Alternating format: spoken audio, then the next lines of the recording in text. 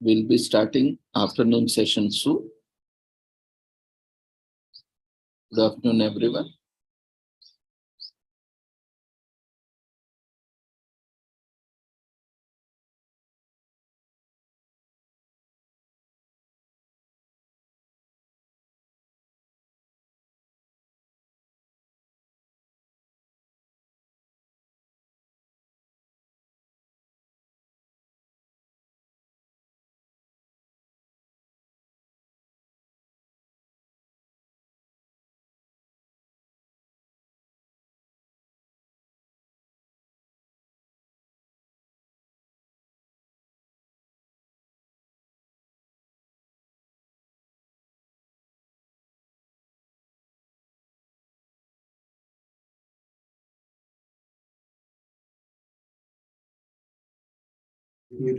Okay.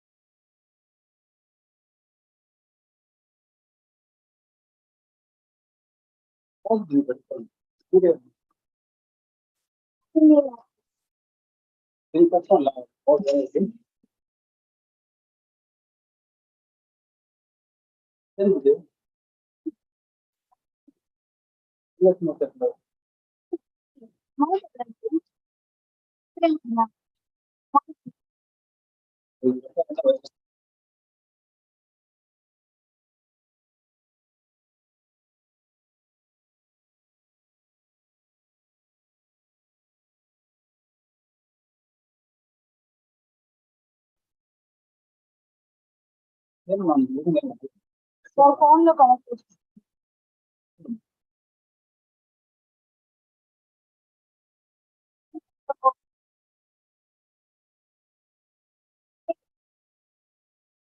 ఇలా వరకు చూడండి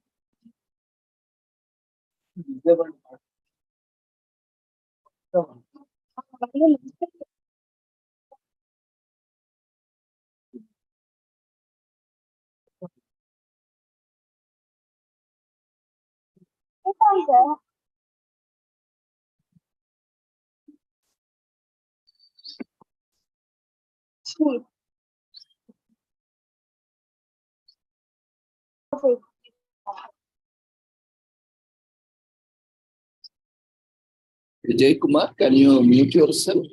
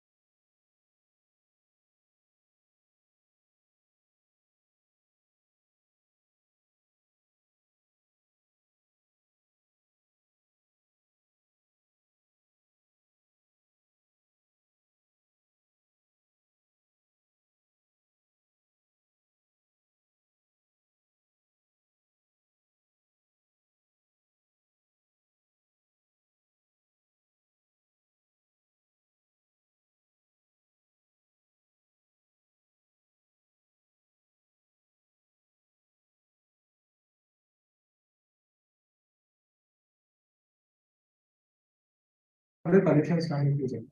Hello. Hi.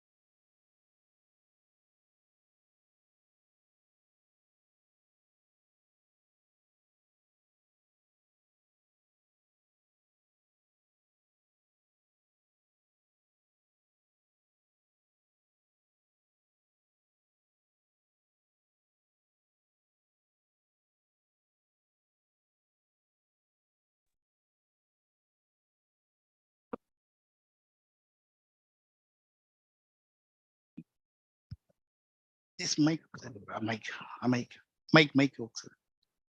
ఇక్కడ ఉందిలే.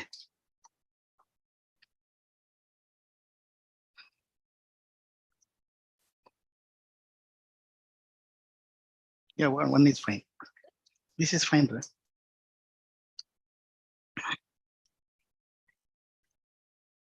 So welcome back to this afternoon session.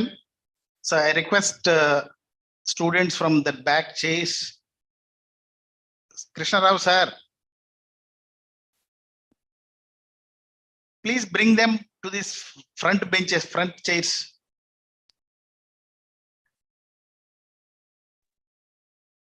So the first. Very good evening, good afternoon to all. We are from NIT Rourkela. May I know Sir, voice? Jayant garu. Jayant garu. Namaste andi. Sir, just hold for 2-3 Yes. minutes. We have to call the chair and we call the speakers also of the afternoon session. Just we are And checking then you whether. will start. Right. So we will call you. We will call you. Right. You can start. Right. your talk. Okay. So now I request Suprita to introduce our chair, Suprita and Amulya, to introduce our chair.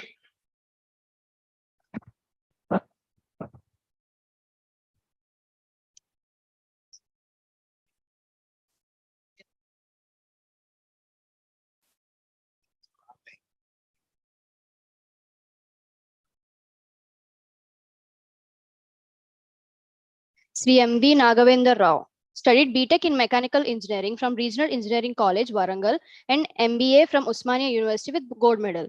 Joined APS RTC as management trainee in 1971. Served as depot manager, divisional manager, work manager, regional manager, and executive director in APS RTC and retired in 2005. Got many performances awards in APS RTC. Got National Award from Government of India for individual contribution and fuel conservation in APS RTC. Got Distributing Alumni Award from NIT Warangal in 2015 and recognized of individual contributions. Founder President for Vrikshamitra, an environment conserved society promoting environmental protection and community development. Vrikshamitra promotes the concept wherein every citizen of the world makes it a habit to plant samplings on special days like birthdays, wedding anniversaries, etc. to make our planet green. VM promotes environmental friendly deeds like travel by public transport, establishment and memorial parks, etc. He is also the president of TSRTC, retired officer from Welfare Association, Vice President of Senior Citizen Welfare Forum, Anand Nagar, and Vice President of Vigyan Samati, which works in the field of culture, literature, and music, etc. He has been actively involved in educating the citizens and school children on the importance of earth and environments.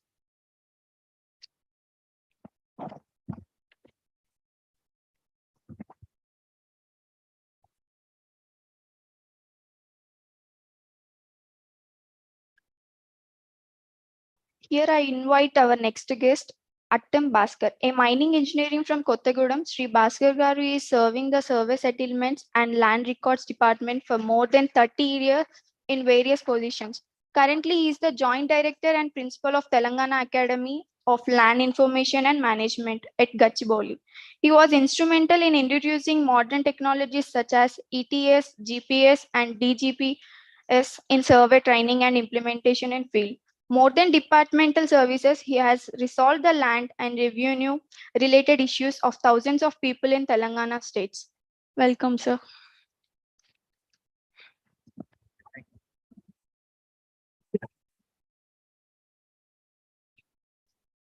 So I request the head of the department of FSP, Srimati Divya Patil Garu, also join the chair.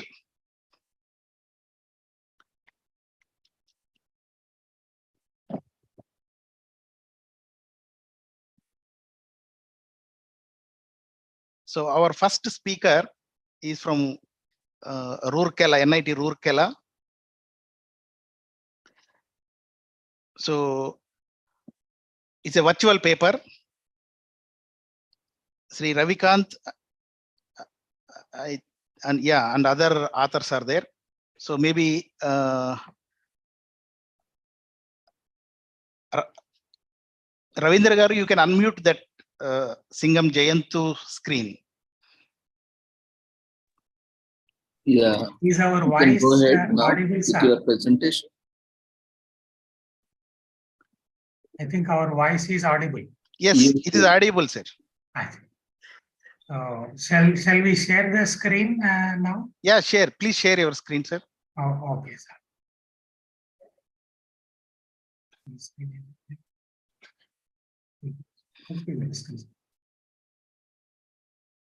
I hope our screen is visible. Yes, yes. Shall I make it full screen? Yep, no problem. Yes. So very good afternoon to all honorable chairpersons and esteemed delegates offline and online. It is our pleasure from NIT Rourkela, National Institute of Technology Rourkela, as a team of transdisciplinary translational, industry-oriented research and academics. We have a team, including all the departments, almost all, biomedical, electrical, electronics, and all. And we made an attempt in this paper as a mining application with biomedical engineering, biotechnology, electrical, electronics, computer science, everything into this. And this is an attempt made regarding influence of oceanic biodiversity and earth climatic conditions on the formation of iron ores through image analysis. Here we also tried to give some critical review and appraisal of what has been done, and giving some overview of how these formations, especially iron ores and all, are formed, and how this biodiversity change in the climatic conditions are have affected in the constituents of the, or even the content of iron in the iron ores. And this is being done by our Dr. Ravikant Avari, helped in the image processing, basically electrical and electronics engineer with biomedical department, now working as a assistant professor, and myself from mining department, Singham JM, and Sri V. Lakshminarayana Garu is also available, and we are thankful to him for all the time guiding and giving his good advices. He was a Deputy Director General of Mine Safety, and we are also working together in Singareni collieries. We try to keep all these together so that this will help our next generations for in line with our NEP 2020, whatever we can say, outcome-based education, what our, whether it is a university level or at NITs, IITs, or any colleges, we are looking forward for this outcome-based education, and then NEP 2020, and we are looking forward for education 2030 scenario, where all this transdisciplinary research, that's why we say transdisciplinary, translational, industry-oriented research and academics. So we used to promote since 2006 from NIT Rourkela, involving almost all the departments, with my about more than 18 PhD scholars from all departments. We are doing a lot of work that we will be discussing partly tomorrow also, when I will be a chairperson of a technical session. There physically I will be present. And now I am handing to our Dr. Ravikant Avari for giving all these details, please. Yeah, thank you. Let me start with the. All of you know, as all of you know, the banded iron formation, which we call in shorthand as BIF. So they were actually produced during the time of 2.3 billion years ago. So that was a time where there were a lot of geological changes were happening in the ocean, and that led to different formation of different types of sediments, which I will be describing in coming slide. So I just want to highlight that the banded iron formation, this event, it matches with the great oxidation period, where there was the formation of oxygen in the ocean and in the atmosphere was more, and that led to this banded iron formations. That is what I'm going to discuss very shortly. So here you can see that this is a banded iron. You can see the different bands. This band, the gray colored band that you see here, I hope this mouse is visible to all of you. This gray band actually contains this magnetite, hematite, magnetite, siderite. These are all ores of iron. So we have oxidized form of the iron, that is hematite and magnetite. We also have the carbonate, the ores containing the carbon, and we also have the containing the sulfur, siderite and pyrite. So that is what gives you the grayish color or gray black color. And we have the reddish color where the content of iron is very, very, very less. And this contains the silica, quartz, and low, very less amount of iron. So this gives its kind of reddish color, and this the iron rich ore is basically grayish in color. And we will see that there are two different reasons which we know led to the formation of this banded kind of a structure. If you look at this in much detail, what we understand from the theory is that the iron in the seawater combined with the oxygen that was released during the photosynthesis by cyanobacteria, which are the very old the blue-green algae. So this was the reason why this kind of deposition happened. The oxidation of the iron happened and led to the this formation. They settled down to the bottom and formed this very nice layer that is grayish in color. And whereas this reddish color that you see here, what scientists say is that there is a reduction in the oxygen, and as a result of that, this oxidation didn't happen in this zone. And it resulted in the accumulation of so many other chert with a very low iron content, and that giving its a coloration that is reddish color. So here we are seeing that there's a very nice distribution of colors: the red color, gray color, red color, gray color, and this is indicating something about the information about how the conditions were during the early period of its formation, that is banded iron formation. So they say that there are two different reasons that why this formation took place, BIF took place. One is oxygenic, where oxygenic photosynthesis, where there is a formation of lot of amount of oxygen in the atmosphere, in the environment. That is oxygen photosynthesis. And there is another photosynthesis, what we call it as anoxygenic photosynthesis, where there is no release of oxygen. And that happened because of under the harsh conditions containing sulfur, hydrogen, nitrite, and all these conditions, where we expect sulfur bacteria to thrive and form these kind of depositions. And specifically, I would also like to just give one more important point here, is that in oxygenic photosynthesis, you expect to see the cyanobacteria, algae, the green plants, and so on. And in this anoxygenic photosynthesis, we have this purple bacteria, green sulfur bacteria, non-sulfur bacteria, heliobacteria, and acidobacteria. So different forms of bacteria is also equally important in this formation of this anoxygenic photosynthesis. So for the information, I put this slide. I just show you the this illustration about the banded iron formation. I want all of you to please focus on this different bands that have been formed in the continental shelf, where you can see that the different in this water, there's a lot of the chemistry is going on. The chemistry that is translating this iron 2 oxide to iron 3 oxide through oxidation process.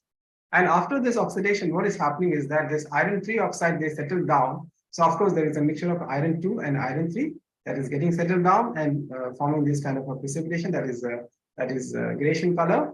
And we also have the sulfur dependent bacteria that is also involved in the oxidation process and also forming this kind of structure. So there is oceanic conditions were very dynamic, and they contain the biological components with a lot of bacteria, and biodiversity is also there. So the situation itself is very, very complex, as you can see from this illustration. And the banded iron formation was theorized that it was peaked around 2 billion years ago, and this precipitation, the amount of precipitation that you can see here, was more prominent in the 2.2 to 1.8 billion years ago, and banded iron formation is typically found before to 1.8 billion years ago in the Archean eon and Proterozoic eon, initial period of the Proterozoic eon.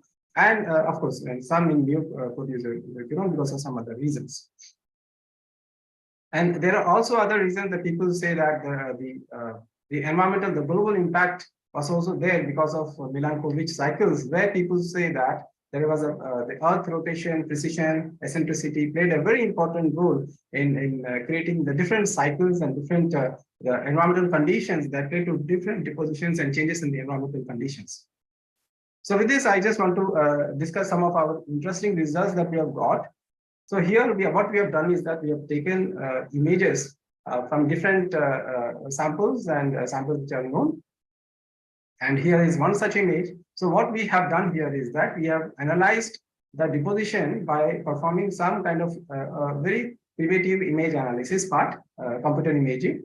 And in this, you can see different bands like red color band followed by like light red, dark bands of which is grayish color. So if you go along the vertical direction, if you go along vertical direction from the top, and if you draw the intensity of the red color, green color, and blue color component as you go along this line, you see that there is the plot comes to be very interesting with a lot of fluctuations over here. So on the vertical axis is the intensity of the red, green, and blue versus the distance from the top of this image. So what we notice here is that there is the red color is what is indicating the red band formation, and we notice clearly that the red formation, wherever the red is present, there is intensity level is high, and wherever there is red is not present, the intensity level is very, very less. And so there is a huge gap between the red and green and blue colorations or the intensity, so which is defined by such a long gap. What interesting feature we understood from this sample is that the change in the intensity patterns are very prominent, and there is a lot of fluctuations. There is a lot of variations that we can find, and this indicates that there is some kind of differences that variations that occurred during its formations, variations in the oceanic during that point where these ores were forming this. I want to also show some more examples that how these variations, what were the differences in the band formation, what were the band formation, how it differed from one location to other location with the different samples. So here's one such sample. You can see a very clear bands which are thicker, and very clearly you can find it out from here. We did similar analysis with computer imaging, and we found that if you go along this vertical line and plot the color values, so red, green, and blue, we see that there is a very nice differences. So you can, if you look at this region, you see that there is a sudden sharp increase from when we go from this dark band to red color band. So there is a sharp change in the intensity level that is indicating that during the formation of the red color chart, so some kind of dynamic events were taking place that led to switching or transition from the gray or magnetite or iron-rich formation sedimentation to iron-less or iron-poor sedimentation. So what was going on during that point of time is a very interesting question to think about it. But from our analysis, what we understood is that this sudden transition that has happened, that is from gray to red color depositions. So that is giving a lot of questions to think about it and to do further research analysis. Now, second thing we also found is that within this band, if you look at this color, this band, that is red band, which is much thicker. If you look into this red band, we see that there is a lot of fluctuations that is happening, a lot of fluctuations that is indicating some kind of the variations in the environment, in the oceanic environment where the deposition was taking place. Now, definitely there is, if you go from this point to this point where there is a dip in the values from 200 to 150, there is definitely a lot of changes that have happened during that point of time, which is a very interesting question to understand that what exactly happened during that period where this formation was taking place. This is another sample, sample that we have considered, another image. And here we see a very nice and beautiful kind of band formation. And similarly in the color patterns also we see that in the red color pattern, if you look at the first red color pattern, it is a very sharp change from the grayish color to the red color band. So the sharp change is again indicating the same reasons that some kind of a drastic event was taking place during its formation. So there's a very sharp transition from a gray band formation to the red color band formation, and that's something that has to be thought about, to be researched about.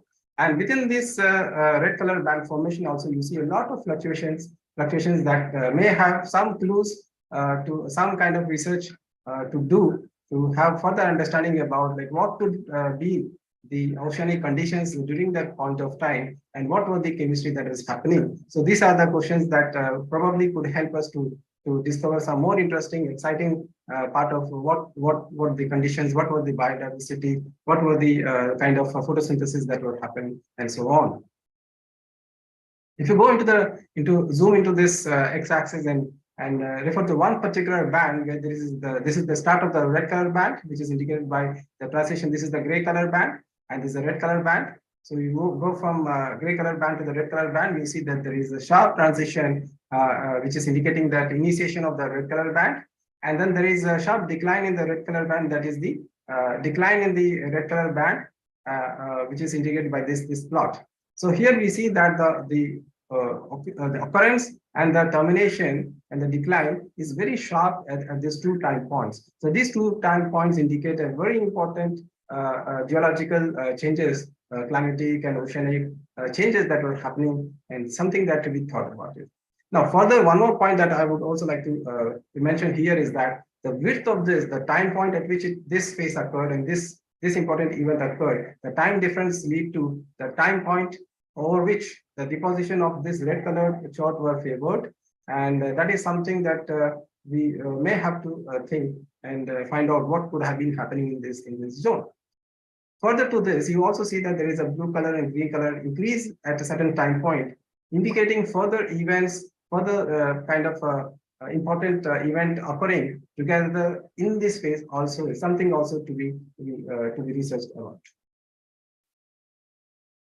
The banded iron formation from a different place was also collected and also analyzed. So not all the formations are nicely layered, but here we see that the layer formations are very, very, very thin.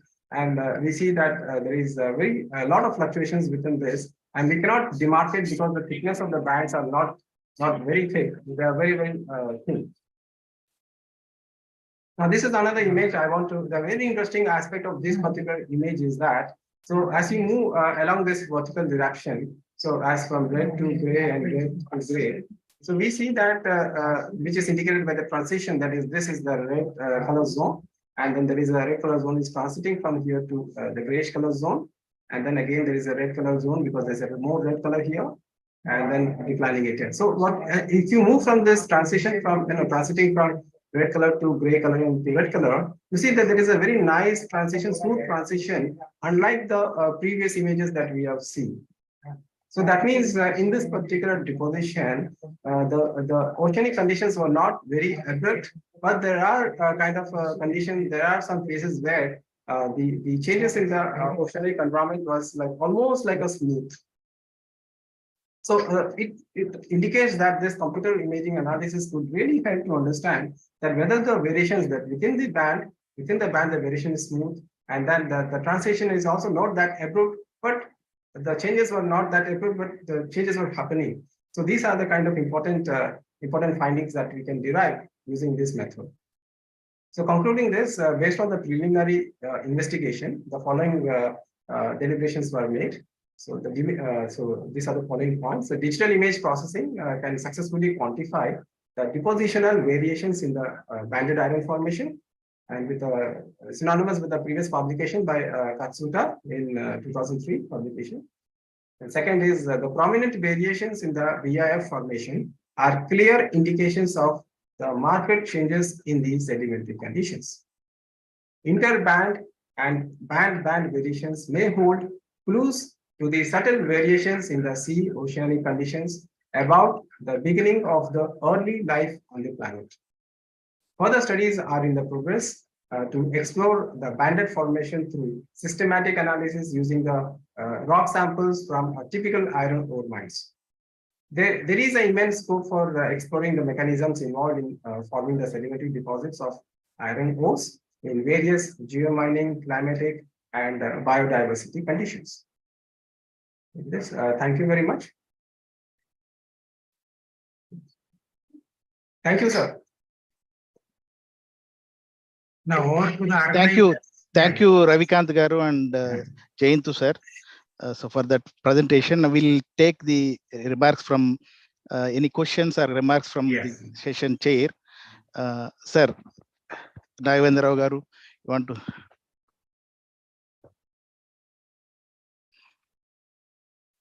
Sir, back.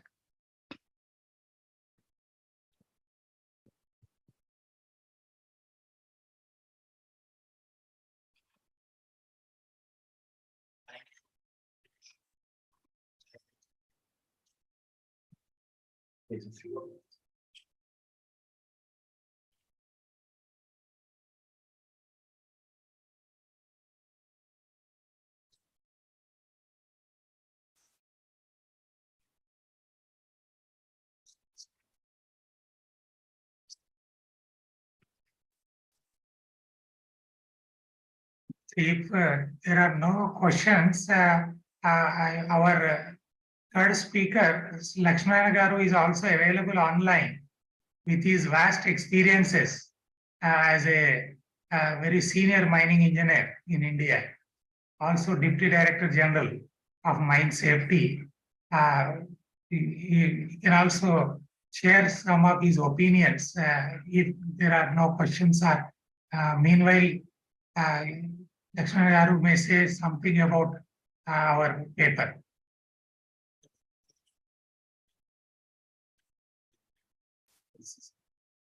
Please unmute. Lakshminarayan garu, unmute yourself.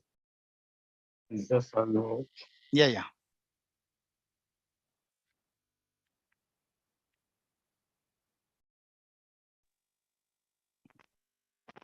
No, I'm able to. Now Are you voice is hearing me? Are audible. you hearing me? Yes, your voice is audible now. మీ voice వినబడుతుందండి లక్ష్మణ గారు. వినపడుతుందా? Okay. వినబడుతుంది. Safe driving mode అని పోతుంది కదా? ఇప్పుడు వినబడుతుంది clear. Okay. Visible my yes, you are also visible. Right. Yeah. Yes. See, first of all, I congratulate the organizers for conducting a beautiful, the 6th Pure Earth Environment Conference. As now you know that there is a climatic changes are going on, and then we are in the process of transition. And a lot of technology we have advanced further, but still some side effects of the technology will be there. So that we have to overcome. The Dr. Ravikant has made a very good presentation about the influence of oceanic biodiversity and earth climatic conditions on the formation of iron ore through image analysis, a critical appraisal. So I hope the audience have got some gist of the things what he told. It is mainly about the image processing to know what are the changes because of the changes in the formation of the earth, how the influence of the banded iron formations have taken place, the color image, and there is the intensity level of oxygen, then the bacteria microorganisms role playing. So the richness in the banded iron ore has taken place at one level, and then because of the oxygen level is reduced, the carbonates and silicas are more presented. That's why banded hematite quartzites, and the formation of sedimentation formation has taken place at the ocean levels, and then it comes to the surface through the formation, and the deposit has been world over. The deposits have occurred.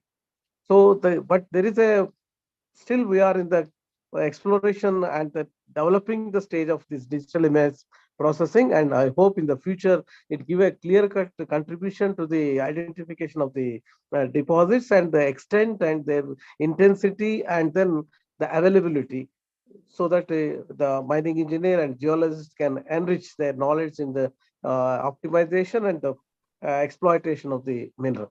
Thank you very much. Yeah, any questions from virtual participants and even physical participants and from chair on this paper? Please raise.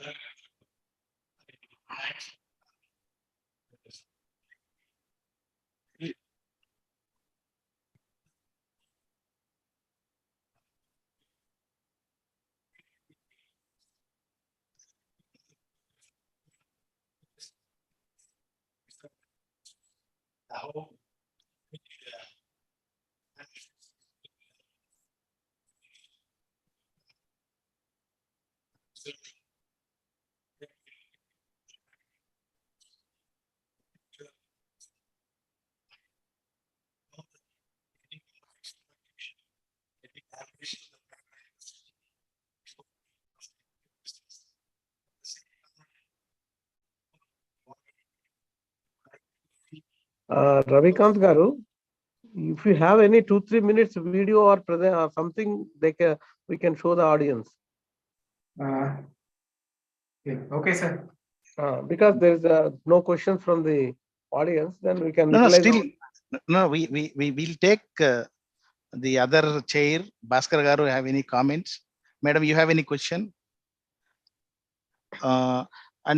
See, I would like to take some clarification from you three people. Yeah. The image processing you are talking about. Yeah. See, what is the source of that image, but that like sensing technology that you are using? See, because digital images, the conference here today, we have only young students here. We do not know what photography, what is the bands that you are taking pictures. Is it in visible spectrum, or you are into other bands of electromagnetic spectrum, or what exact images, in which bands and all? And we'll maybe a little bit lighter on that you can add. Ravikant Garu. Yes, sir. Yes, sir. Sir, what we have done, this was an idea that I just got. And what I thought, okay, we will try with basic images. We took the images from the internet. No. So what is that source? What the band? Which band? Is it a simple ordinary photographic camera sensed photos? Ordinary photographs taken by in only visible bands. In only visible bands. Yeah, okay. So that is your input for analysis. That is very simple, ordinary visible photography. Okay. And, we use that image, and yeah, that's it. Okay. Yeah. So you want to show a small video, just 1-2 minutes. If it is fine. If it is lengthy, we do not know speakers how many and other thing. Certainly, if time permits, we can come back. Or if it is a 2 minutes video, you can please play. Sir, we have not yet prepared a video for this. Sorry. No problem. Yeah, fine. So then with that, Yes. we thank you for joining from Odisha and then NIT Rourkela, and all three of you behind that good work. So it is a very good information, and it's a different thing, particularly from the focal theme of the conference. Though the students are all working in different dimension, but we got a new kind of research, a very good. They will also understand how research and what they can specifically do in depth. So that is a wonderful paper from all the scientists. So certainly it's a good work, sir. Thank you very much, sir. Yeah, So since now, you said Jayachandra Garu, so Sir.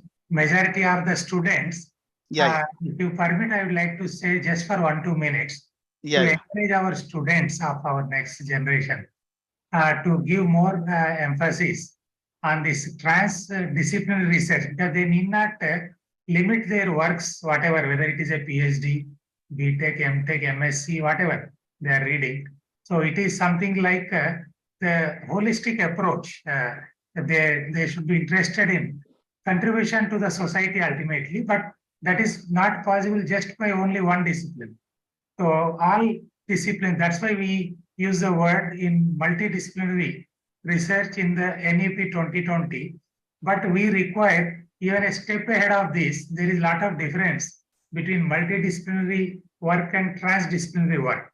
So where people understand different disciplines, how they can contribute to the common cause. So that is a transdisciplinary work. Otherwise, in some other forum, and tomorrow I will be there at that place physically, Yeah. so I can share many of my experiences. Thank you very much, sir. Please. Yes, Thank you very sir. much. Thank you, sir. Thank you. Okay, thank you everybody. Thank you. Thank you, sir. See, now I request, is there any physical speakers in this session 2? Is there here anybody? Because you are all aware, you have your program schedule. Students are there, because already 2 papers we called in the morning from that Jayashri and then Suha. They already presented. And can we have Mega Sham here? Is he there? Mega Sham, Praneeth Vignesh, maybe they want to present online. Praneeth Vignesh, and anybody. I think only the last paper, rainwater harvesting, is only there. I think Amulya can join. You have your Amulya. You can come on to the dais. Maybe whatever time you present, but you can come and occupy. You can Come on to the dais. Yeah. Okay, then we'll move on to the next paper. Again, virtual paper from Vignesh. Are you available? Sit down, right? Either this side or that side. Go to that side. Okay. Praneeth and Vignesh. Ravindra Garu, you can unmute these boys if they are there virtually. Good afternoon, sir. Good afternoon, sir. No, FSP. No, they are presenting online. They are presenting online. Is there. Praneeth is there, and he is given permission to share his screen. Praneeth, are you there? Sir, am I audible? Yeah. You can share your screen. Yes, sir. Presentation. One sec.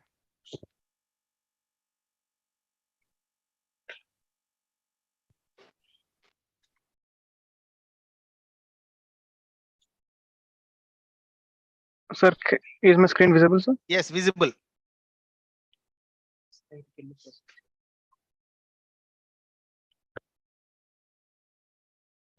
Hello?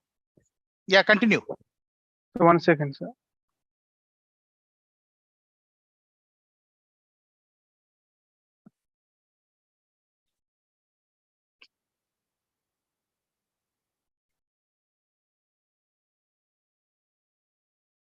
Yes, sir. Okay. Am I audible, sir? Yes. Audible. Yes. Okay. Yeah. Okay. Thank you for your patience, sir. Good afternoon, everyone. My name is Praneeth, and I am from FSP department, 4th year of JNAFAU. I'm presenting today retrofitting conventional institutional buildings into self-sustainable buildings.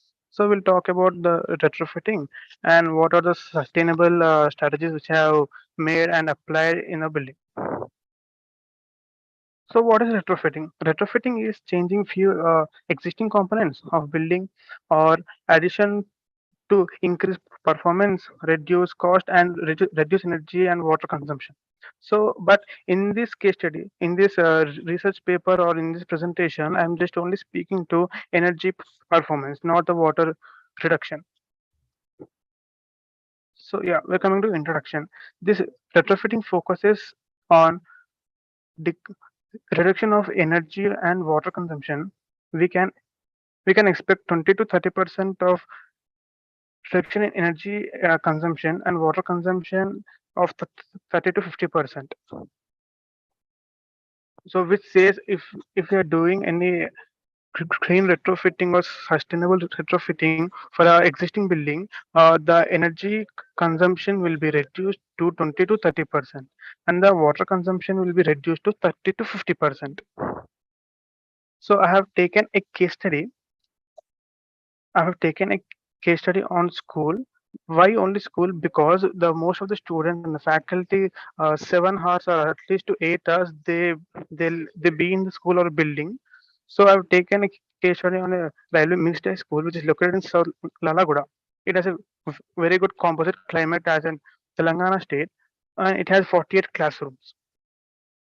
So when coming to the literature review, so the building is constructed with a regular concrete, bricks, and asbestos sheets and steel because the building is constructed on 1997. It's a very old building, so they use regular concrete and bricks and asbestos sheets and the steel. So that's it. Even by looking into these photos, we can say that the building or the school has very good natural ventilation. Due to the trees, we get very good shading. So the school or the classrooms are thermally comfort compared to the other buildings. So what is the approach?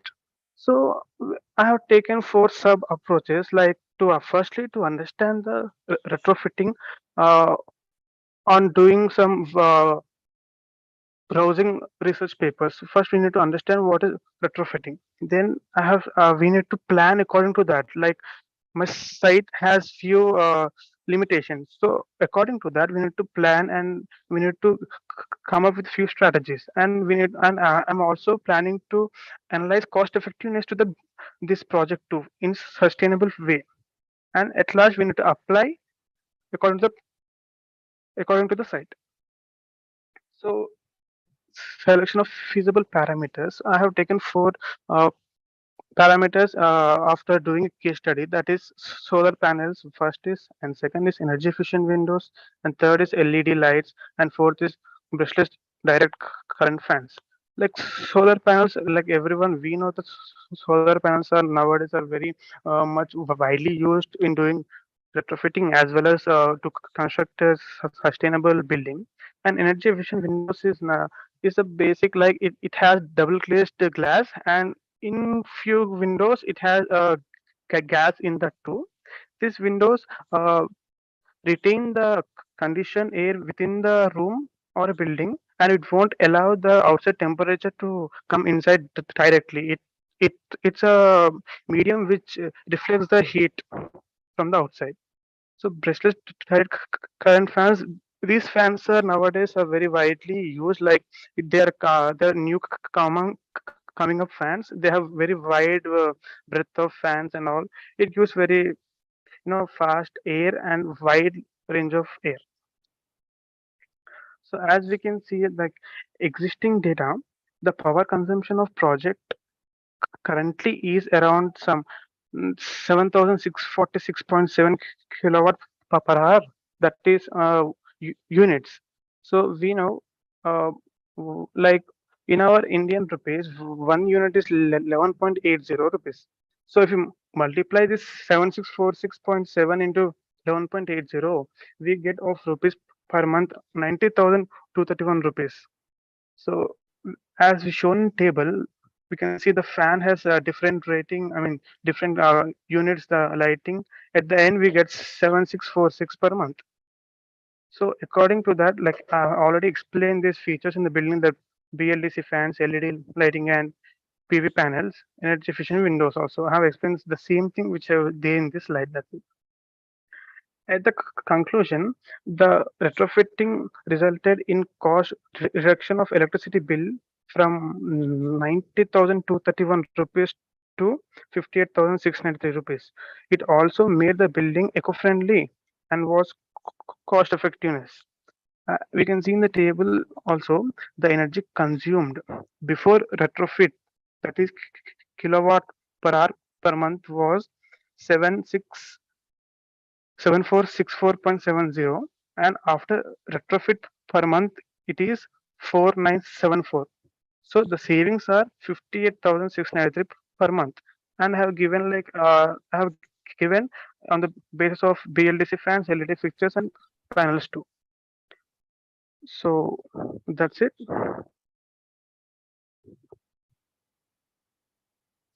So this is my research paper on. If you have any doubts, you can please ask me.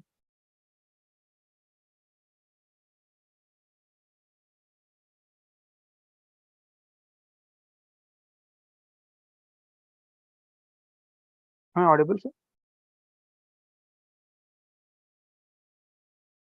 Hello?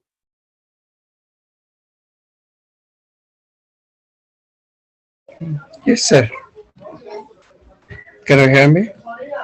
Yes. Hello. Truly great your presentation and very nice your presentation. Thank you so much. Thank you. Thank you so much.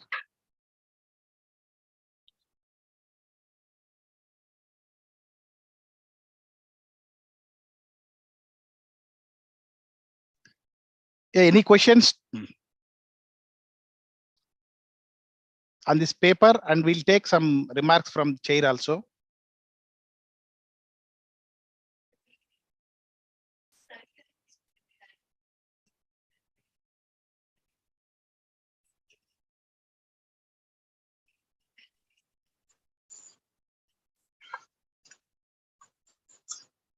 Hello, good afternoon. I am A.K. Goswami calling from Odisha, Bhubaneswar now. Sir, pardon? There is a question here from physical participants. So we will give you opportunity to ask. Just a minute. Just a minute. Okay, sir. Yeah.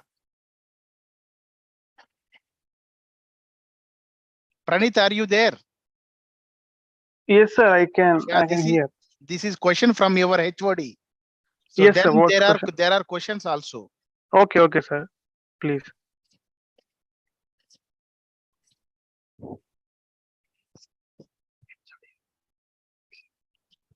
You understood the question? You Sir, mentioned? I didn't hear any questions, sir. Like, yeah, I will no. tell because there is a small gap. Madam is sitting little far. So Okay, sir. You can. Yeah. You mentioned the roof was asbestos initially. Yeah. Yes, sir. There are few class. I mean, not whole school is the school was like, sir, primary school has only asbestos sheets and others secondary school has some sheets. But apart from that, there are few buildings which have the slabs and the very good insulation of concrete and everything, sir.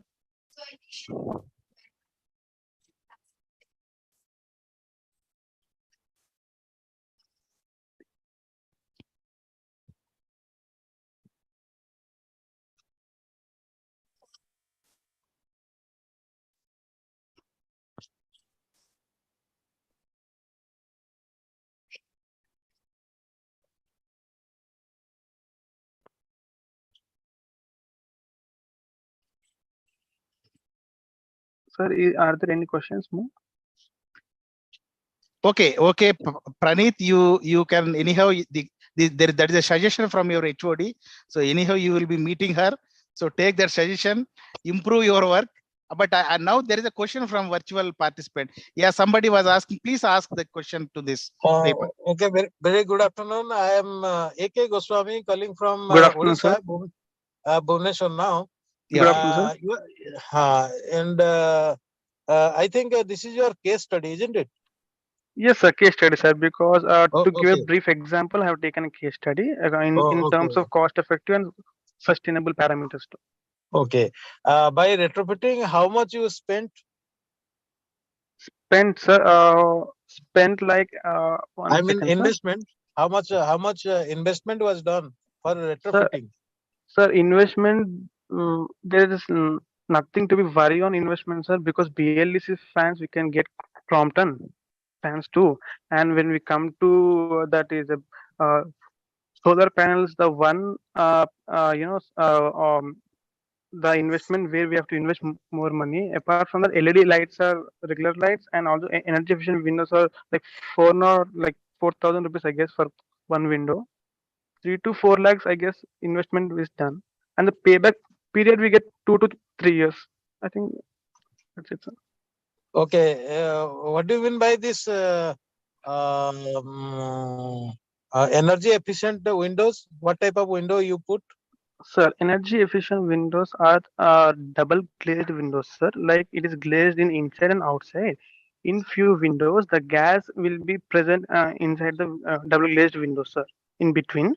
So this window acts as a medium that it will not enter. I mean, it will not gives sunlight. Okay. It is directly available in the market, and yes, sir, it available in the market. Yes, sir, it was available in the market. Otherwise, sun control film also, it can also arrest some of the temperature also. Sun control films. That is one is a self reflective type, another both side you can see. One reflective type only one side one can see. Anyway, it's all right. And what about the temperature coming through the asbestos sheet? During summer, it will be very high temperature will be there. Yes, sir. So I did not go in depth to material. Just I went to in sustainable way, sir. How to prevent the conventional buildings to self-sustain, sir. Okay. I suggest a fall ceiling. Okay. Okay, sir. I'll fall note ceiling down. you I'll can get do. it. Okay, sir. Thank you. Okay. And in case of where the air conditioning, I think in the school air conditioning it must not be there, isn't it? Yes, sir. Like if we have any lab, they have only one computer lab, so it's enough for one 1.1 AC like that. So we don't need to require air conditioning all time because it's naturally ventilated with trees and everything. Okay, air conditioner actually it attracts a lot of power consumption and it gives the electricity bill, high electricity bill. So in Yes, that sir. case, air cooling system can be adapted, isn't it?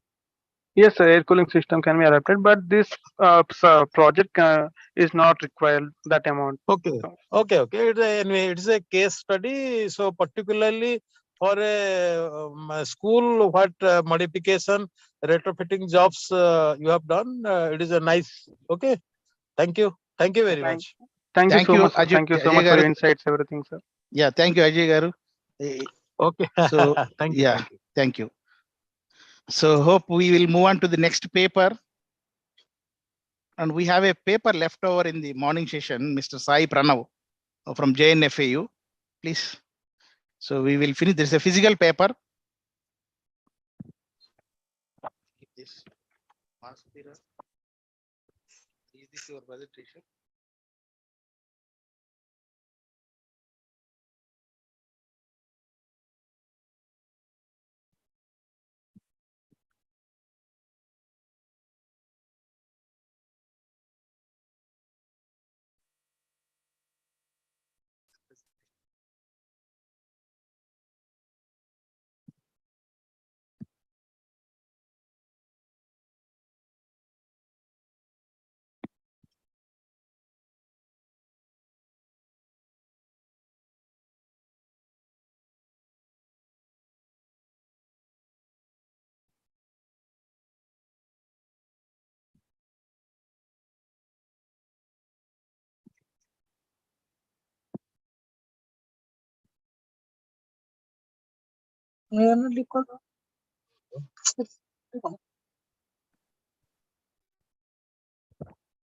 Hello.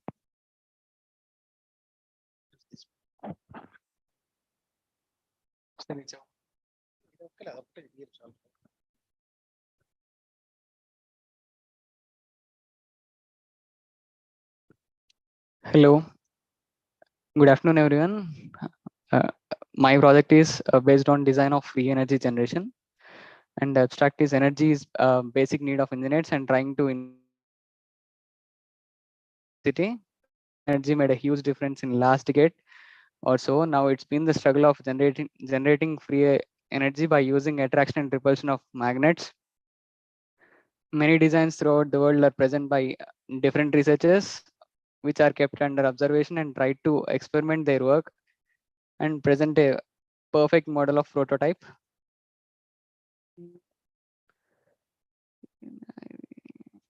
Um,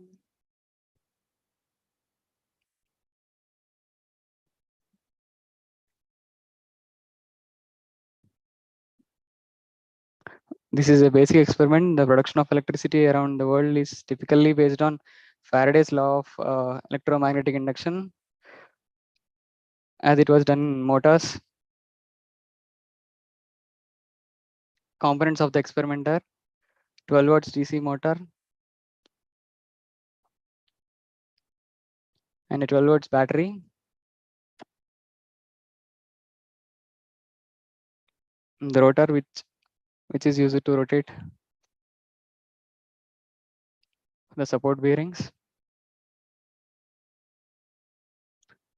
In this, this experiment contains 8 ferromagnets, which rotates the plate and generates electricity.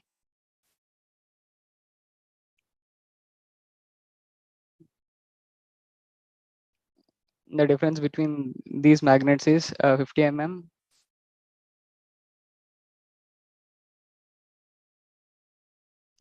Speed regulator, which controls the speed and RPM of the motor. An ammeter is used to measure the electric current produces, right?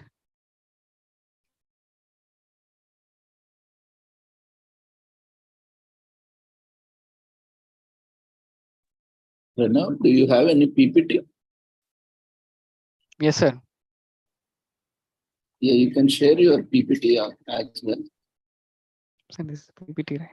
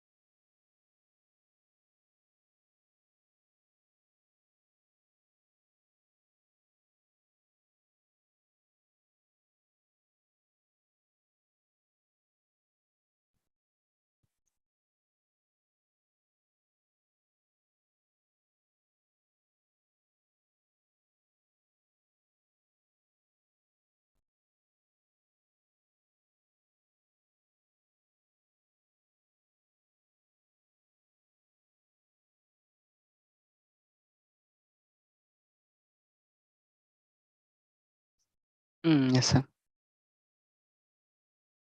From the beginning.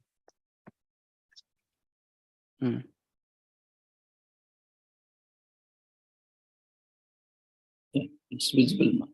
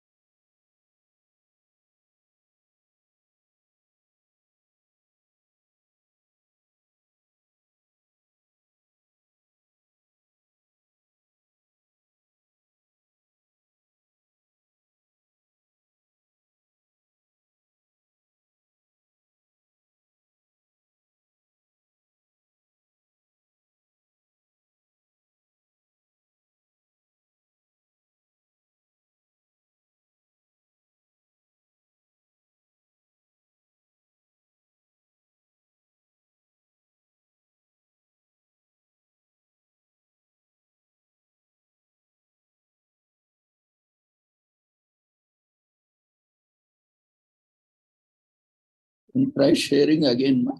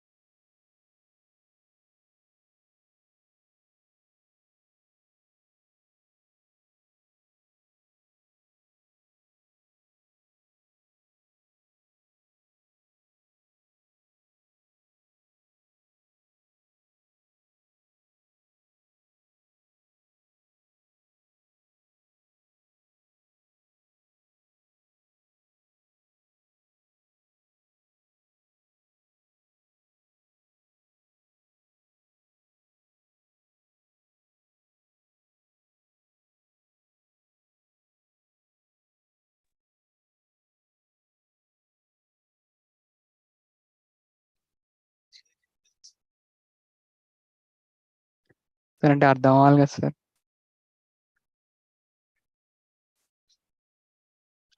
ఆ పీపీటీని ఆ గ్రూప్లో share చేసి.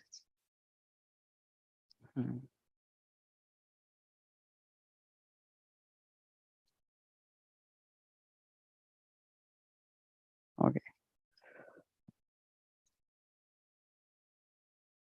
Hello. The working principle of this unlimited energy experiment is the arrangement of magnets on the rotor is made in such a way that if one magnet has north pole is upsided, then the other will have south pole in the way 8 magnets are pasted on the rotor. Similarly, similar to 2 magnets on DC motor mounted, there is a 50 mm space between 2 magnets on rotor. The measurement is the main key for the successful operation of this prototype. The space eliminates the equalizing effect between the magnets on the rotor. This measurement is taken from 1/2 rotation of the magnet on motor. During this rotation, the motor magnets get aligned and synchronized with rotor magnets which are of the opposite pole. Hence, it pulls the rotor and tends it to rotate with high force and speed.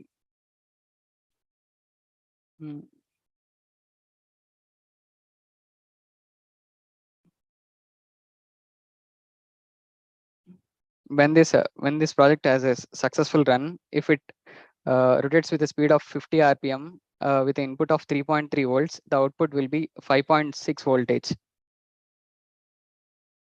If the rpm is 100, the input voltage will be 4.7 and the output will be 7.9. So we are getting an increased output in this loop. And this is just a basic model, and the next generation of this model will be designed in an animation.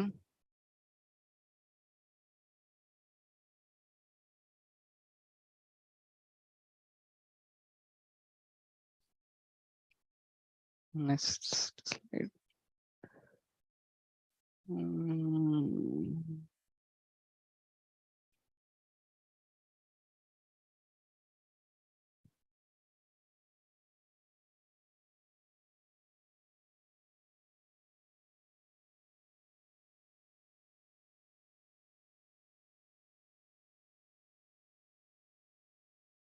This is the speed regulator which regulates the speed and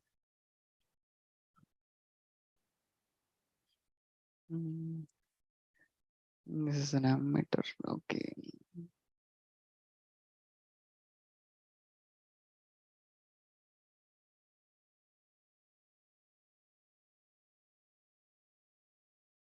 This is the structure of the prototype.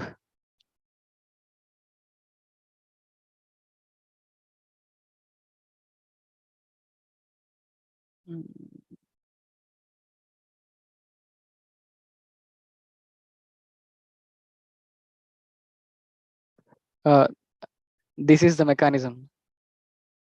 This is there is a 12 volts battery. From that, the charge is transferred from place to place by the speed control circuit, and then it got the assistance of the magnets, and the motor will make a free rotations. Hence, we can get more output by this.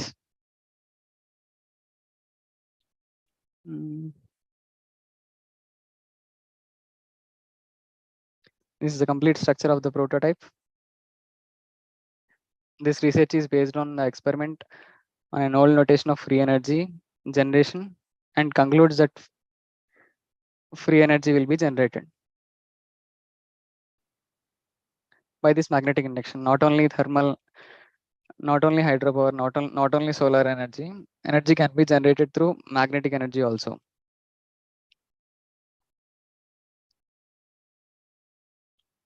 And these are the future works.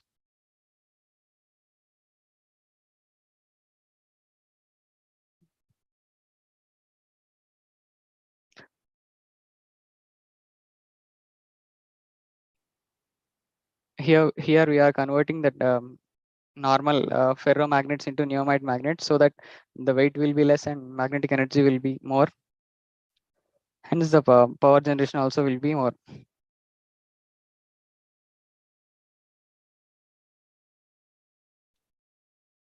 These are the future works.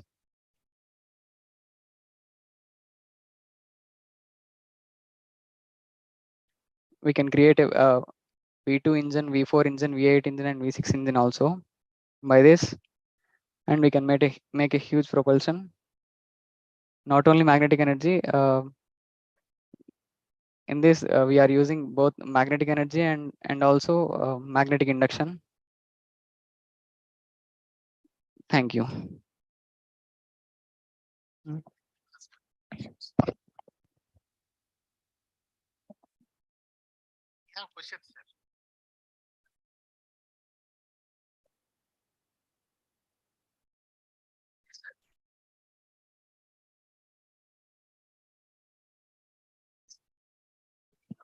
Can we have any question on this?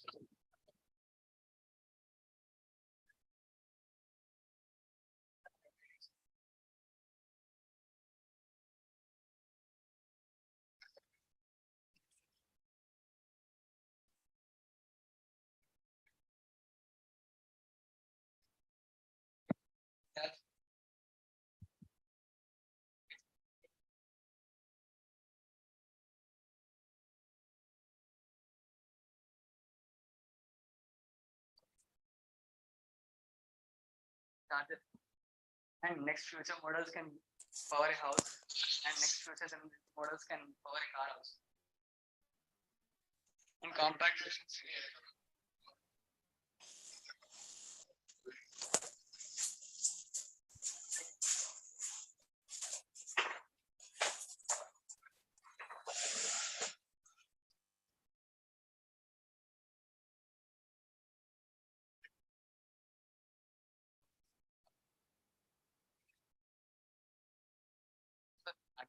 And the frame.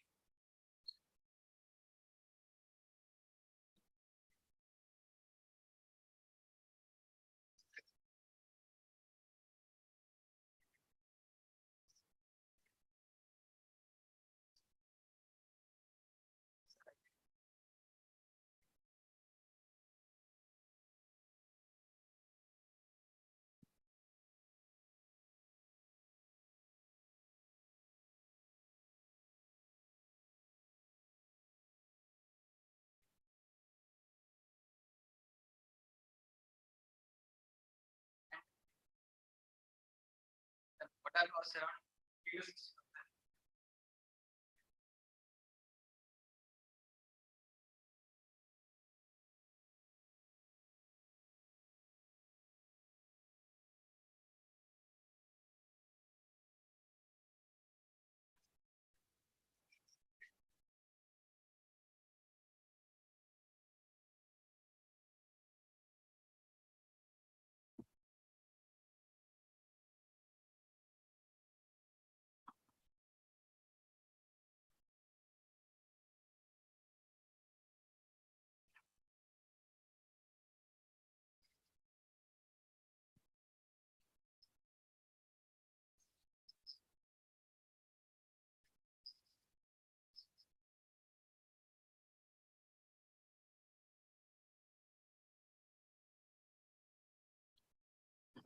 No, he's in very beginning stage, but that lot of scaling to be done, sir. Maybe it's a good idea because yeah. It's okay. Thank you, Pranav. Any other questions? Any from the virtual participants? Any questions to this paper? Yeah, Pranav, I have a suggestion. Yeah. No, it looked like you are reading from PPT, and even that also you are not able to do good. Maybe you can practice it so that it's a very good topic. In fact, I wanted to learn more about it. Okay, sir. Actually, I'm bad at presentation, sir, but I'm good at practical work. Maybe he is very minimum voltage he has right now. So he will get energy and he will come up. So now it is a good opportunity for him. So he will come out with Yeah. the idea is very Anyway, congratulations. You can do much better next time. Okay, sir. Okay, thank you, sir. The morning he could not come in time. That's it. So the next speaker, I think, yeah. Sir, one more physical paper is there here. After that, we will take all these virtual papers. So one physical paper is there. The rainwater harvesting in traditional method. It is not included in the program schedule, but it is added there later on.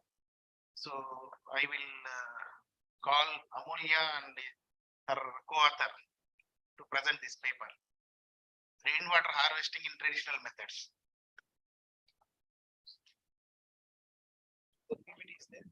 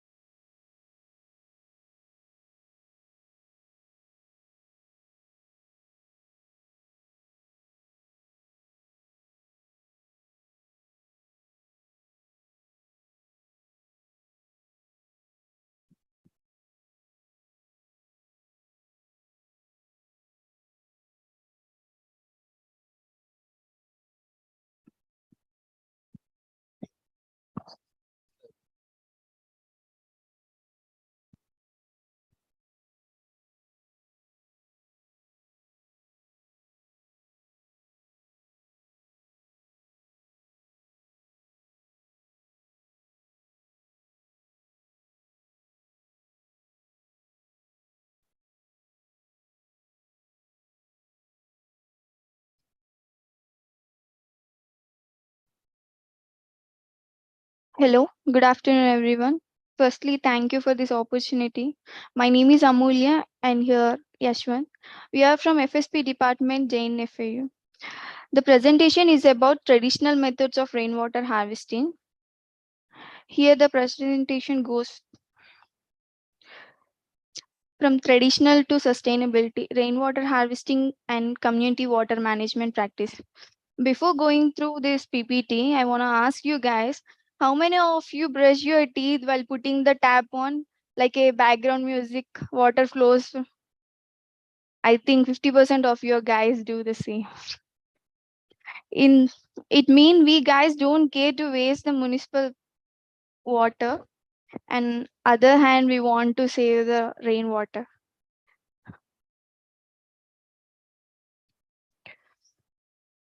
But water is a precious resource that is essential for all living beings,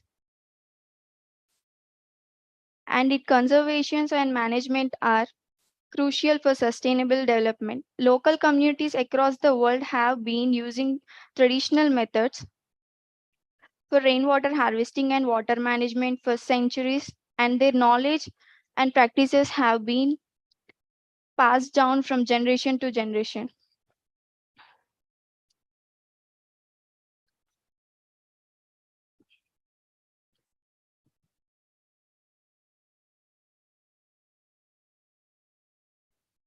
So,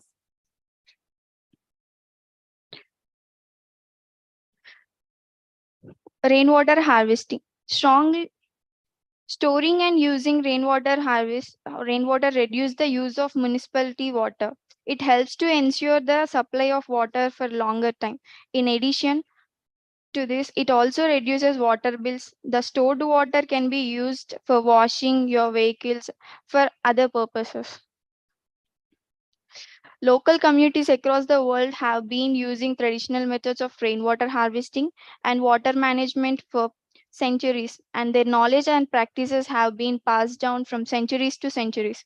These traditional methods are sustainable, cost effective, and have a low environmental impact, making them an ideal solution for water scarcity in rural areas. Water has been harvested in India since antiquity with other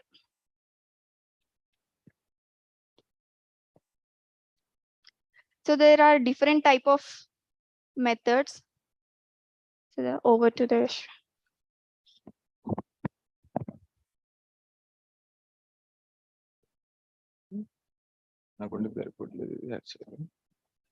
Good afternoon, everyone. This is Yashwant from FSP third year, and we are discussing about the traditional methods in the rainwater harvesting. As we know, there are many traditional methods we have using in the rainwater harvesting, and traditional method we use on the rainwater harvesting and the water management have been employed by many local companies for centuries. And these methods vary in the design and the implementation, but share the common goal of ensuring a sustainable supply of water for concluding the film. There are different methods in the traditional, and here we go. First method goes for the PAR system, and there PAR stands for the percolation assistant absorption research. It is an rainwater harvesting system designed to recharge the groundwater and improve water availability in areas with low rainfall and water scarcity.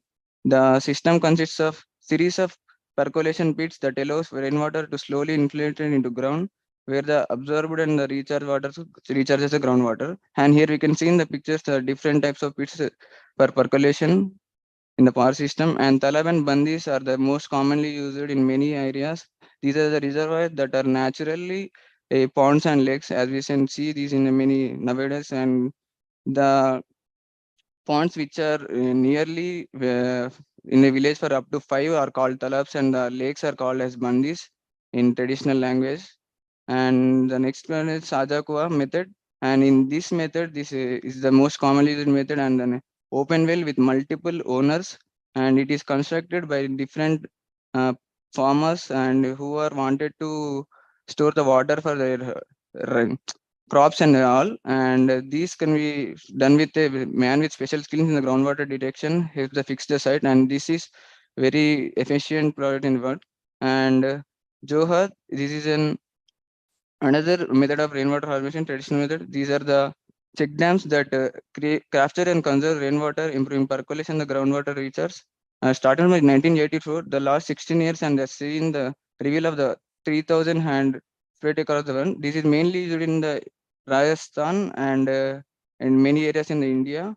And the next method is the pot method. This is a method of the Madhya Pradesh village people developed a unique pad system. The system was divided according to the percolation of the terrain and the divert water from shift flowing hills and streams into the irrigation. As we can see in the picture, there are process of the pad system where the water is collected from the pits and which is used for the crops and groundwater recharge. And here we can see the graphs for the annual rainfall in over 110 years, and the months where the pre-monsoon and the post-monsoon seasons are most used by rainwater harvesting. And here we can see the annual rain for in India, and this means the normal monsoon and pre-monsoon and the winter and the annual rainfall. And here we can see the chart of the world output and ranking productive countries in the rainwater harvesting research. India stands on the top of the list, and it is because of the publications and the usage of the rainwater in many ways. And it follows by USA, South Africa, and China, so on. And for conclusion, I will hand over to Amal.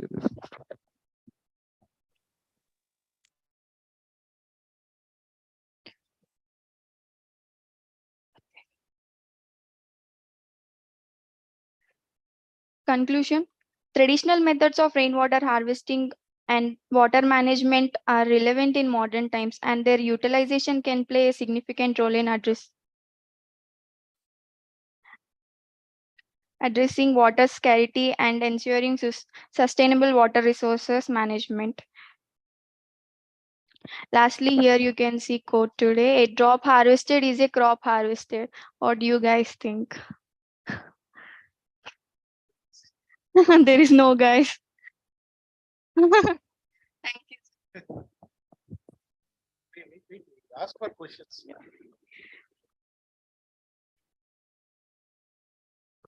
questions to this? Any questions? Everyone will give subject.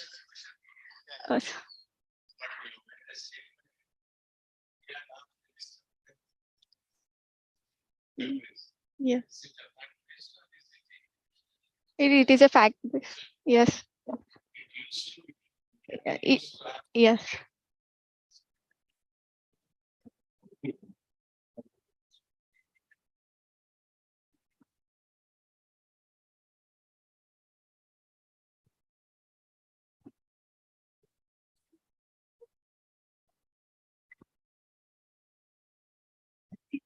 Today's Hyderabad city.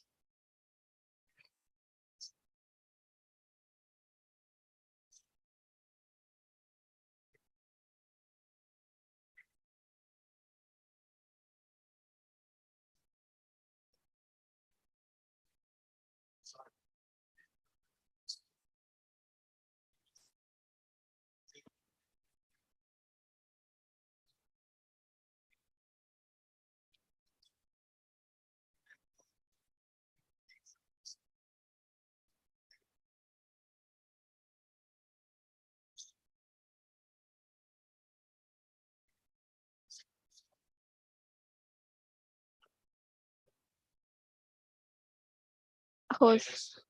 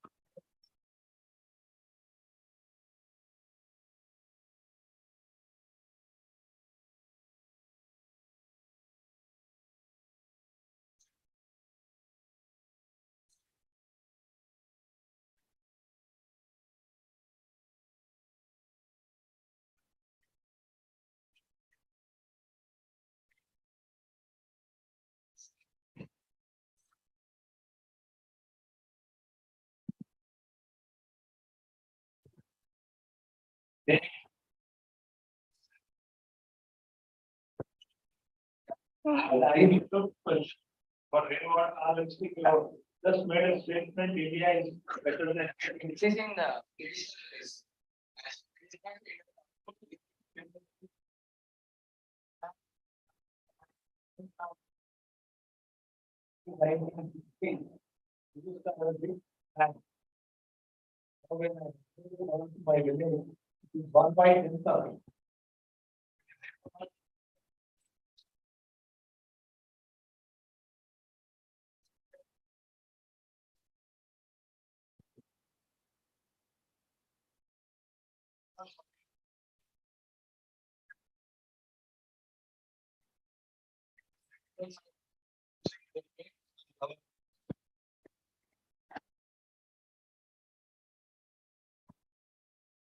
You.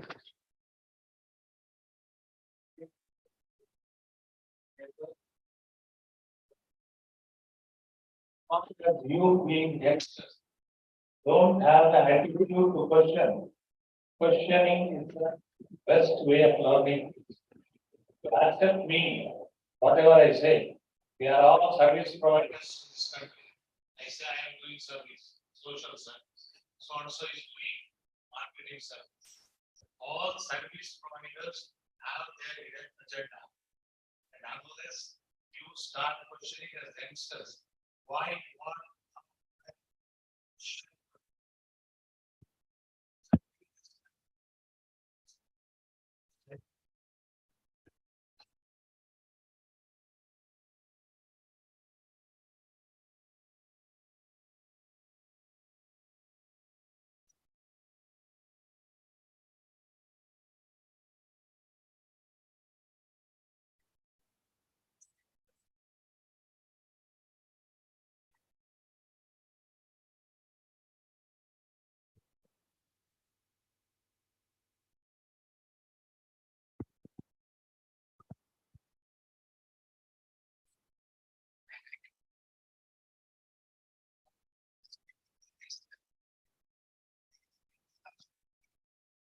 for all the record sake, only India does many things. That is not for the for the record purpose. See, the only Indians does Guinness Book records. No other country people are passionate. See, we do both some plantations for only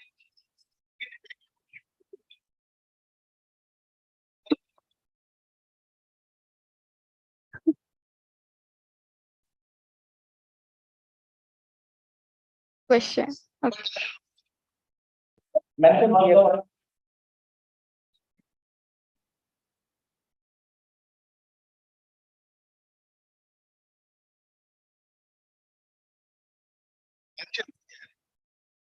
On the 19th of we received a paper.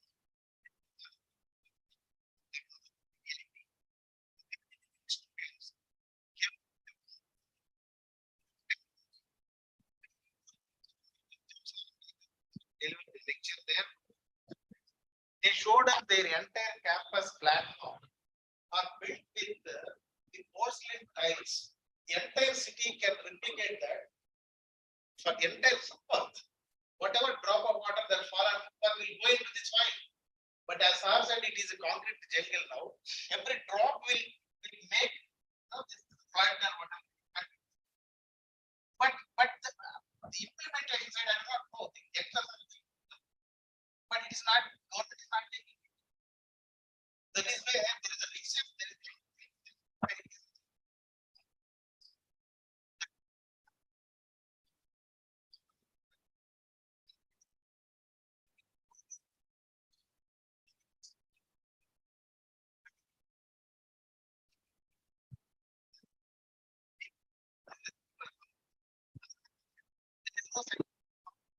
there is no common sense.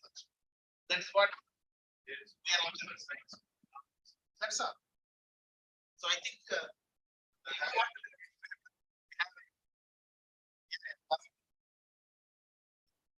they would have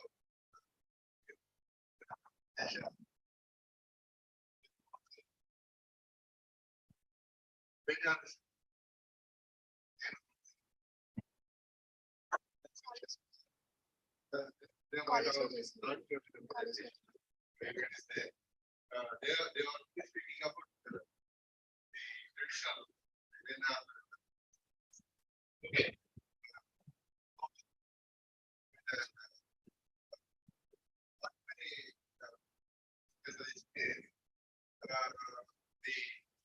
The system. So they may use some incentive for the writing of the rest and this is to make it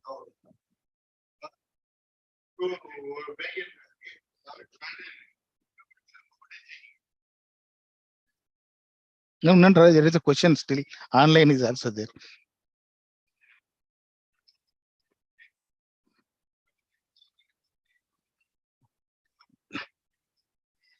No, we have one question from online on virtual also.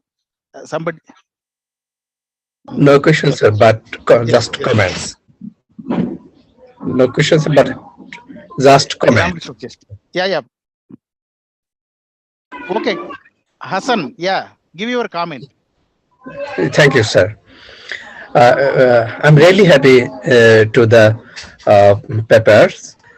Now, just comments.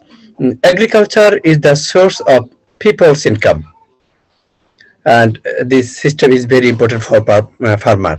In terms of production, farmers are more dependent on borrow crops than ours.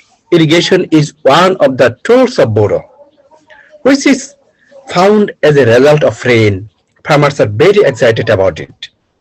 Rain was very much needed at this moment for borrow paddy and field crops.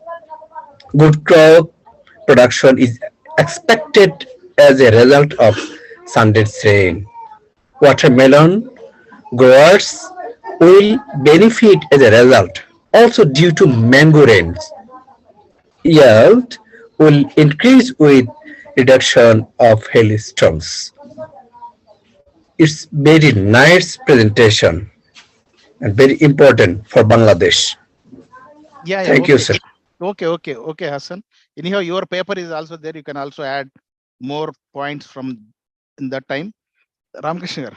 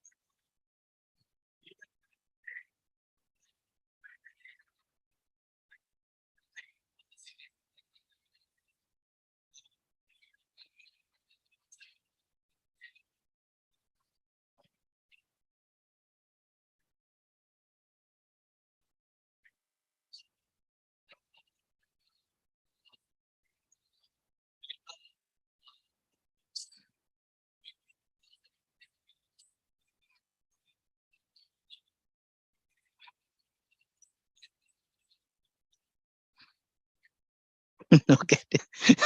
We agree, sir. Okay, thank you, Amulya and your name, Vaishnav. So we'll move on to the next paper. I think it is no, that is completed already, sir. Yes, Yashwant and Amulya. And we now can we have this paper from Megasham? Is there? He is not there. Okay, then we'll move on to the Hassan. Hassan, are you ready? Yes, sir. I'm ready now. Yeah, please share your screen and go ahead with your paper presentation. Yeah, thank you, sir.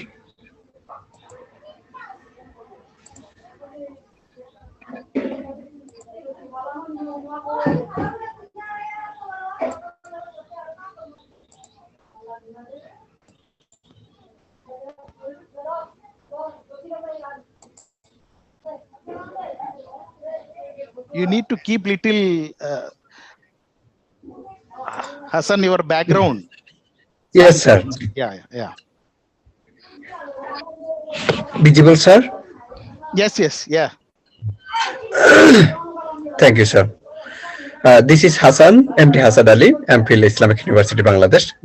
My paper title, Social Crisis in Sherpur, Problems and Possible Solutions. Introduction. Social problems exist more or less in all societies. Our Sherpur is no exception, as people face various problems in their personal life and family life. People also have to deal with various social problems in their social life.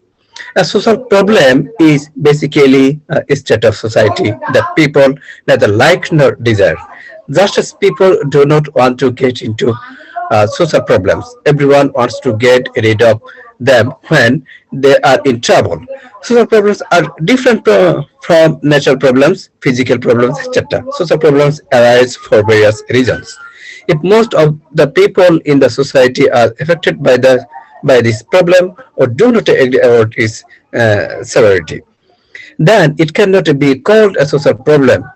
Natural, geographical, physical, mental, social, cultural, etc. factors are responsible for creating social problems. However, this problem is not caused by only one reason. A social problem arises due to several reasons. For good reason, neither is the approach to dealing with social problems. Social problems are controlled in various ways and strategies. Materials and method. To describe the relationship between the concepts of complexity and crisis, this study focuses on social, political, and economic changes in Sherpur, which can explain the current crisis situation. Two, to conduct this case study, we adopt a dual approach that combines both qualitative and quantitative methods. Documentary analysis describes the increasing complexity of Sherpur's social system over the last 15 years, linking the major transformations of this period to the present at the economic, social, regional, and administrative levels. A statistical analysis of 4 incidents related to the current social crisis in Sherpur. First, an analysis of the income and labor force activity of the people living in Sherpur has been done. In this case, we studied male, female, youth, and child labor samples. Second, we analyzed the influence relationship of nature and geographical factors. Thirdly, ways of dealing with social problems are defined and explained. Result and discussion. This research findings are divided into 2 categories. The first section corresponds to the documentary review of the social, political, and economic changes that have taken place in Sherpur over the past few decades and their impact on the current situation. The second category is related directly or indirectly to the lack of income and work resources, which corresponds to the statistical analysis. Documented analysis. Social crisis arises from within society. Again, the problem is the people of the society able to cope. Diagram points out that social crisis means a situation which creates obstacles to the fulfillment of various human needs by creating states, tensions, conflict, and frustration. The main objectives of the social organization developed in Sherpur is to provide protection to the poor people of the district. But 70% of poor people are not included in this program. On the other hand, many affluent individuals are enjoying the benefits of social programs. Such information has emerged in the South Asian Network on Economic Modeling, SANEM.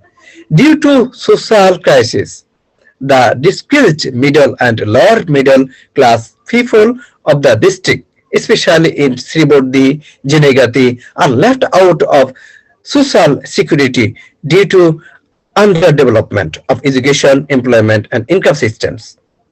SANEM claims that 35% of the country's population has been brought under social security through 150 programs, including Sherpur district.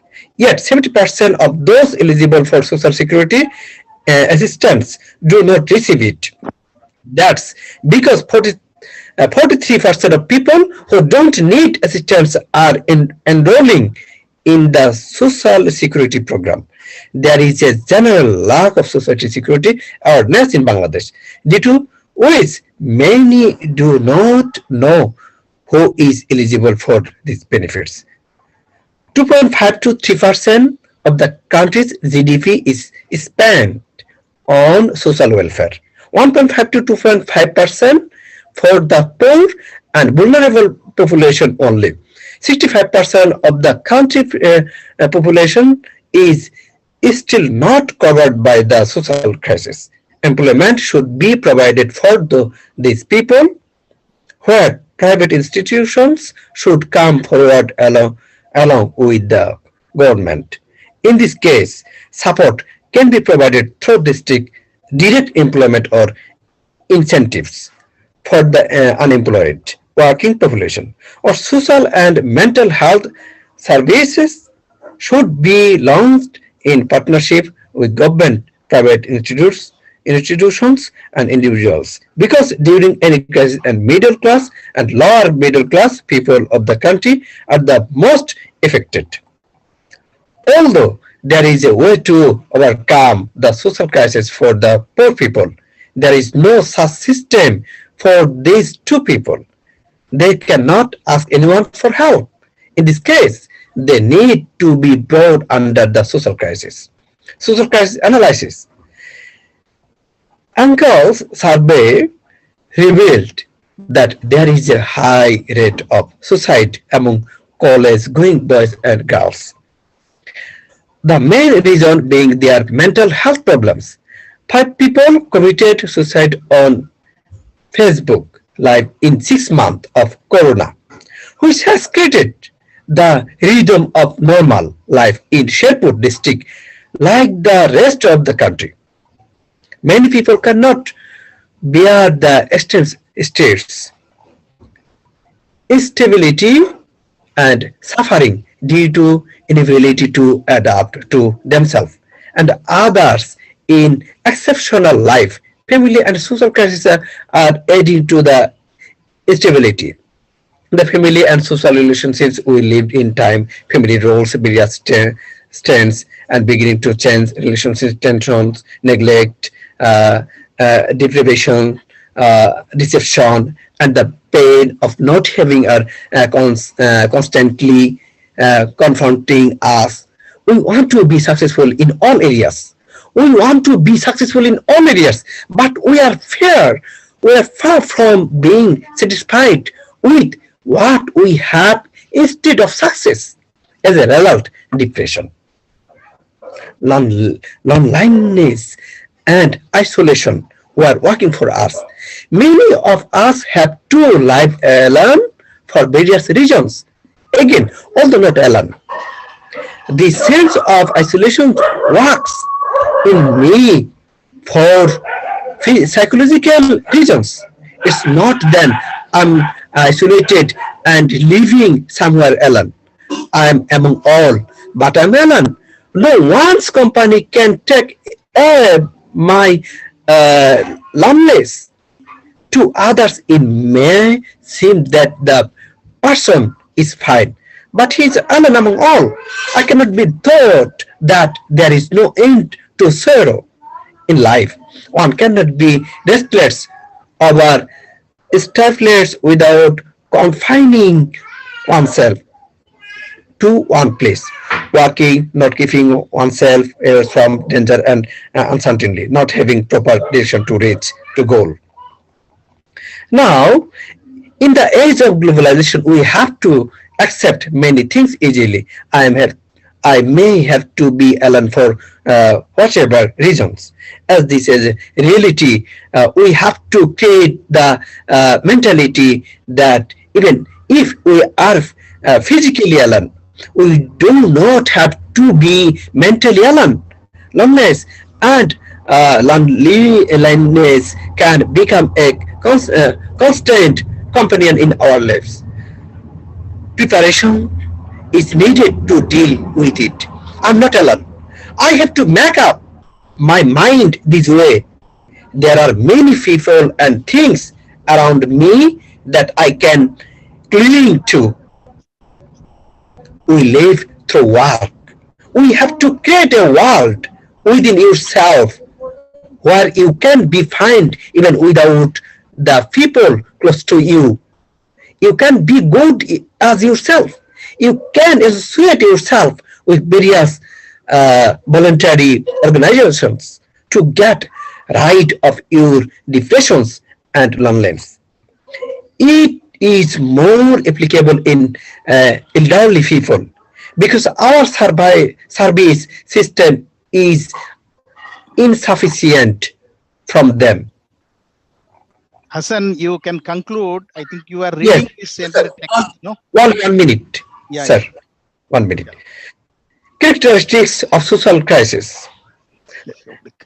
We cannot lose. Let us each discuss our crisis openly with each other, exchange our loneliness with others, and try to reconcile the good and the bad. Make life beautiful and happy.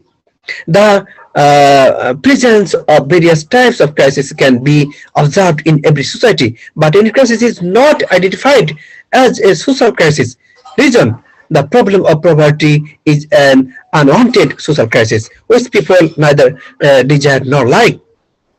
Natural and geographical, physical and mental, economical causes, social and cultural causes, political causes, international influences causes. Ways to solve social problems: social research and inquiry, planning, human resource development, optimum utilization of resources, fulfillment of basic human needs, and equitable distribution of resources and opportunities, to establish good leadership and good governance, strengthening local power structures, and practicing democracy, involving NGOs and religious institutions. Conclusion: as there is crisis in society, there are also ways to solve the crisis, but in this case, useful initiative should be taken. Science-based planning and education, health, psychological programs should be undertaken after proper investigation of all aspects of social crisis. They should be given the opportunity to participate in dealing with the social crisis by creating equal opportunities for all. Economically fundamental rights should be taken advantage of, and social crisis should be dealt with in a democratic environment with various religious and NGOs institutions. Thank you so much, sir, for the opportunity. Yeah. Thank you, Hassan. Thank you. So, without wasting much time, with my mic. So we'll move on to next speaker. If she is ready, Salima. Yes, sir. I'm ready, sir. Yeah. If you have any presentation, you can share. Yes, sir. Good.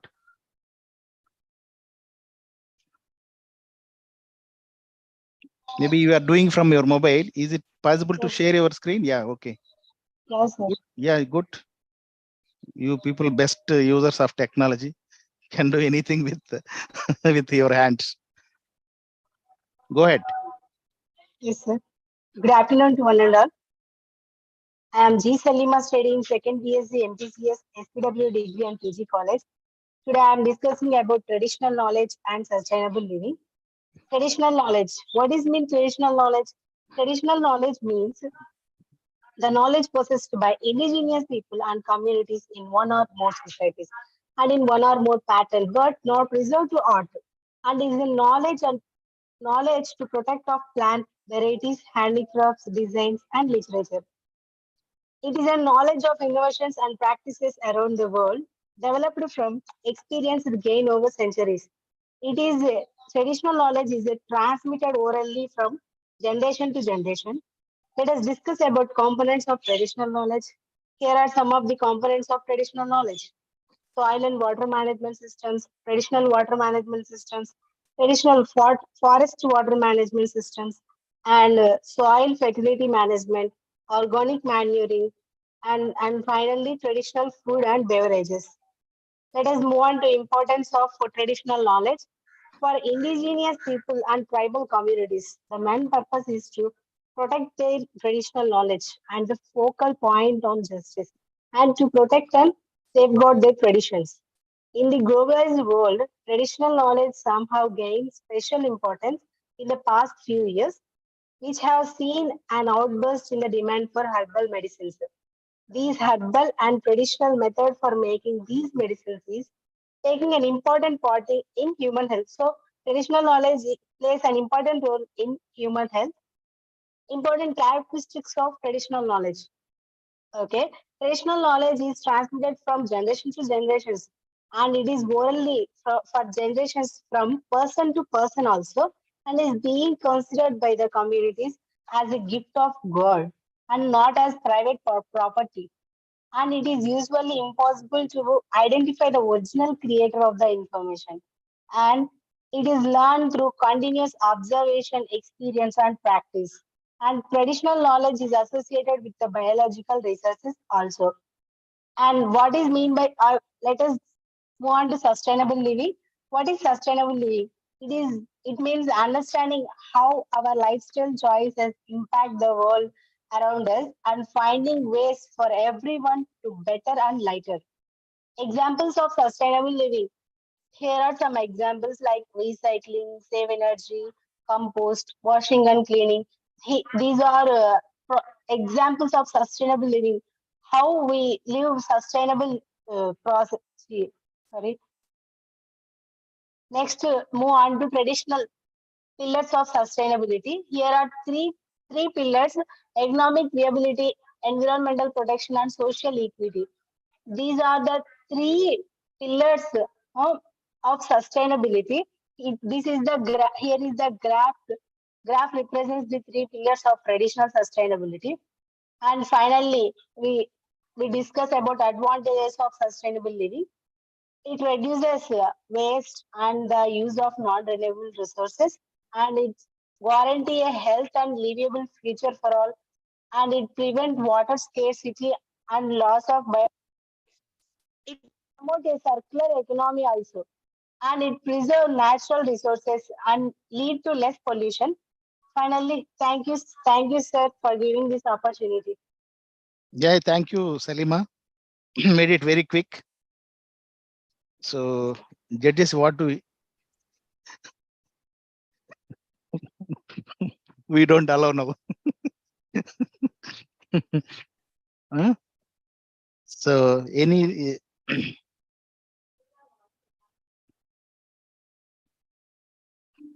we will give you Stephen from proceeding book. Kenya is available. You can go ahead with the papers.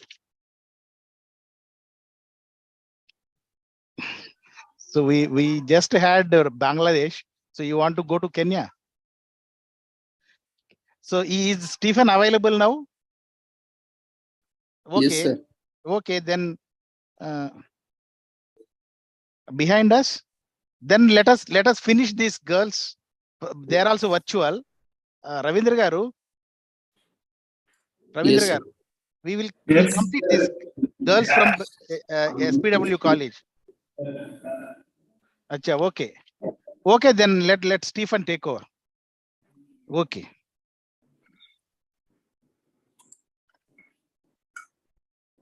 Yeah, go ahead, Stephen. Yes.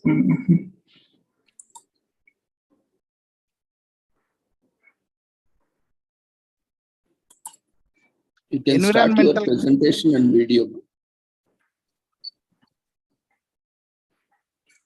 I want to thank the organization, first of all and foremost, for believing me in this. I'm Stephen Mwangi, a student at Masinda Molilo University. I represent the environment conservation in Kenya. It's more about an environment that is on the forest. That is, it is located on Kakamega Forest. So social conservation and mitigation are critical focus in Kenya. When you look about the challenges, we have the deforestation, land degradation, loss of biodiversity, climate change that have brought social and economic impacts. When you look about social conservation in Kenya, due to high population, people are diverging onto the forest. So due to conservation, some of the organizations, such in NALOX, others are the Wide Trust that is for animal conservation, are looking on about it. So social conservation is the process of protecting, conserving natural resources and considering the needs and perspective of local communities. So as the local communities, we know at this moment, under the Kilifi, in Kilifi in Mombasa, that is in Mombasa, we are hearing more about drought. So the local communities are affected due to drought. So how we can survive due to that hunger, and we see that religion is upcoming and trying to solve, but many deaths are coming on. So when we collaborate, we get how to upgrade our maybe our forest. We can have maybe the sustainability on rainwater. We get to the crops that will be growing. So that is effective on the effectiveness and sustainability. So let's get on mitigating issues that we can address to reduce these human impacts on activities. So many times when I look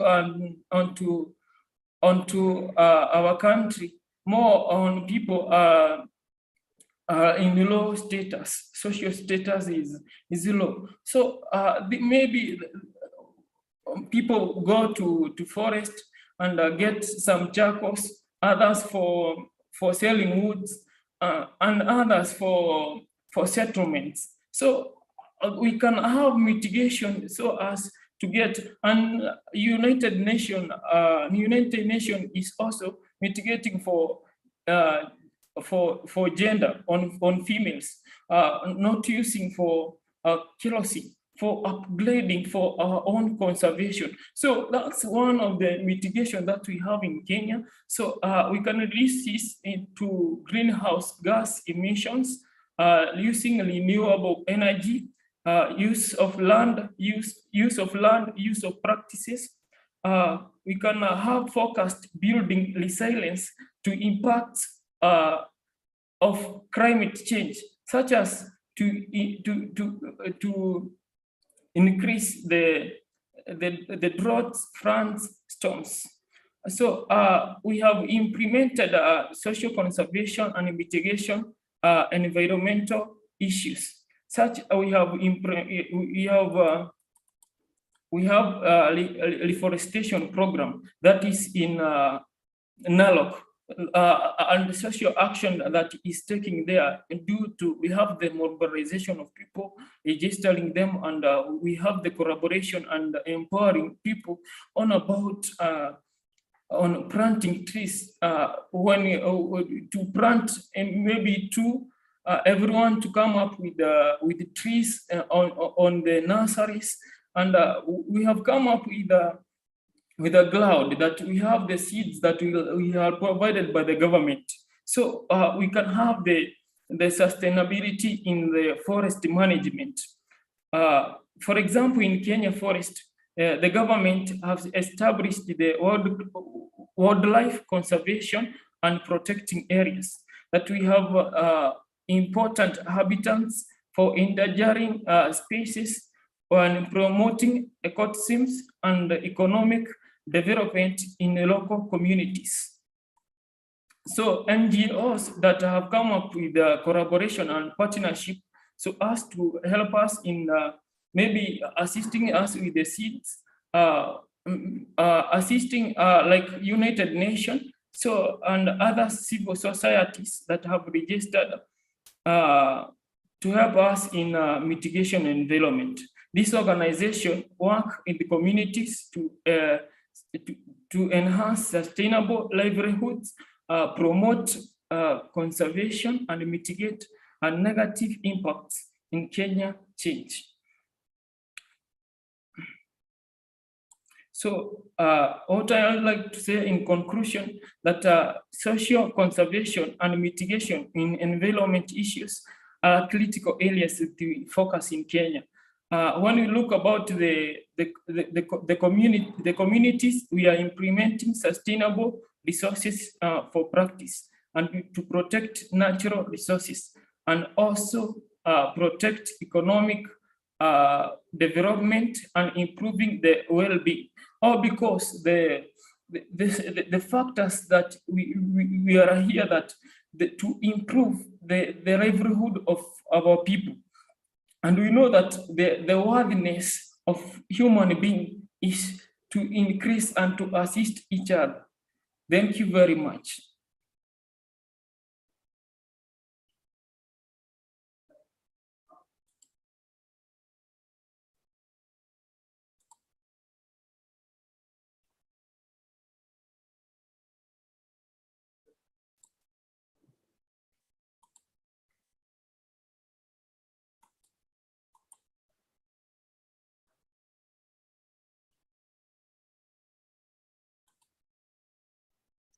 Yeah, Dikshita.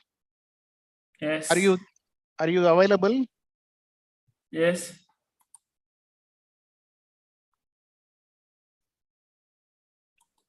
Dikshita. Thank you, Stephen. Thank you. Yeah.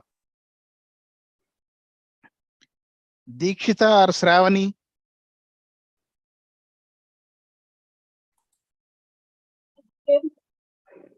Yeah, who is that?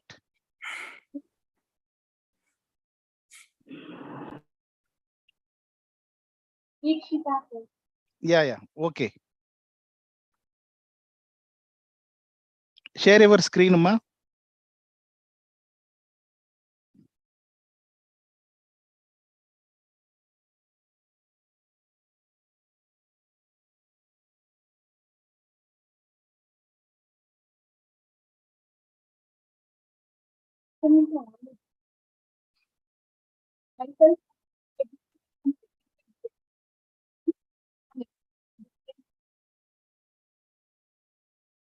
My topic is about traditional knowledge.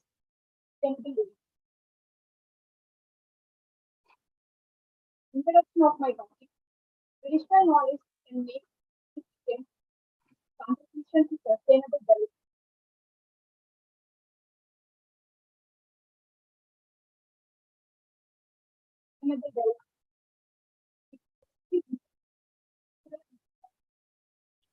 Some audio, it is some issue there.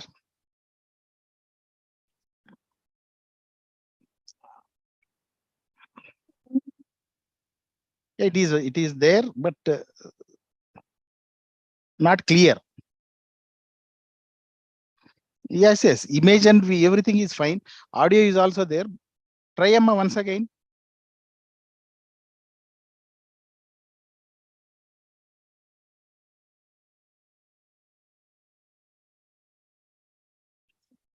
No, not able to hear you. You can see only your video. We can.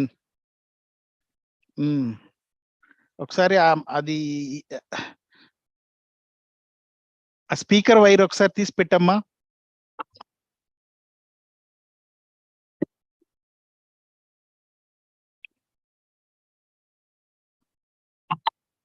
Yeah, it has some loose connection. She was audible earlier.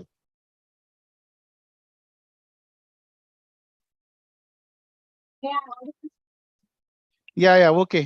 Try. Okay. If possible, you can increase the volume or continue. No problem. We will adjust.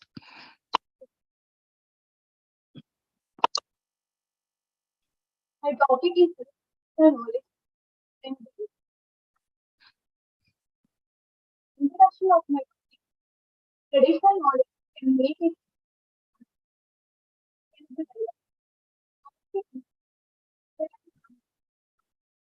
forming an essential base.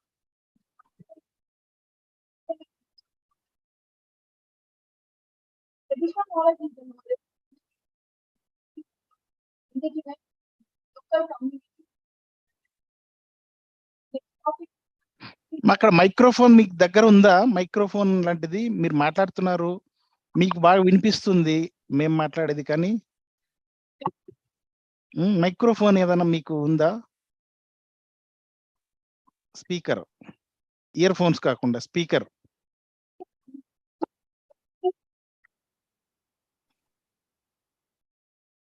అది కొంచెం దగ్గర పెట్టుకుంటే బాగుంటది. మీ microphone ఎక్కడుందో తెలీదు. Okay, దగ్గర కూర్చొని మీరు finish it. Okay, the constraints. Cultural diversity is the expression of people's potential.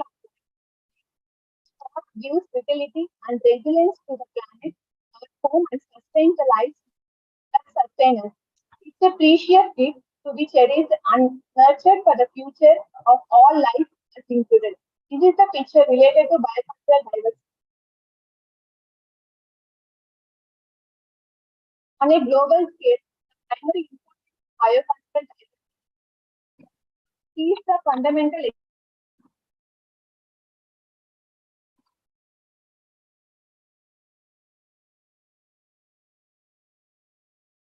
Again, you lost your audio, Amma. Some problem, ra.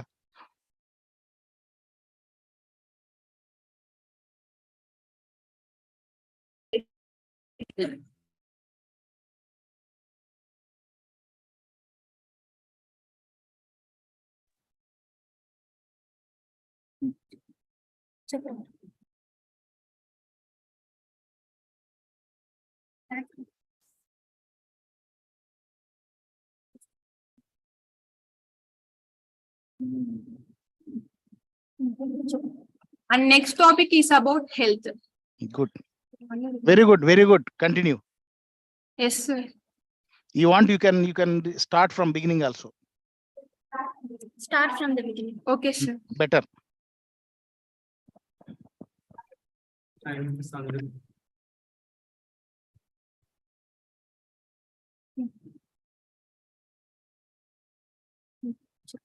My topic is about traditional knowledge and sustainable living.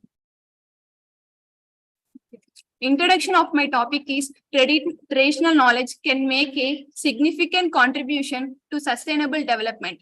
It closely interlinks cultural and biological diversity, forming an essential basis for the conservation and sustainable use of global diversity.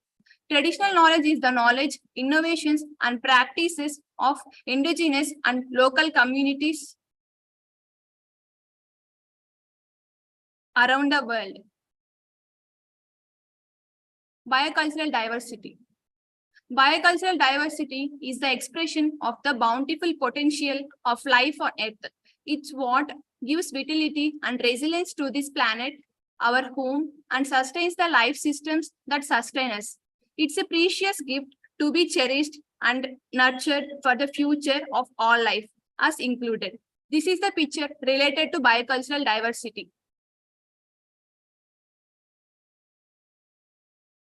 On a global scale, the primary importance of biocultural diversity is that it is the fundamental expression of the variety upon which all life is founded.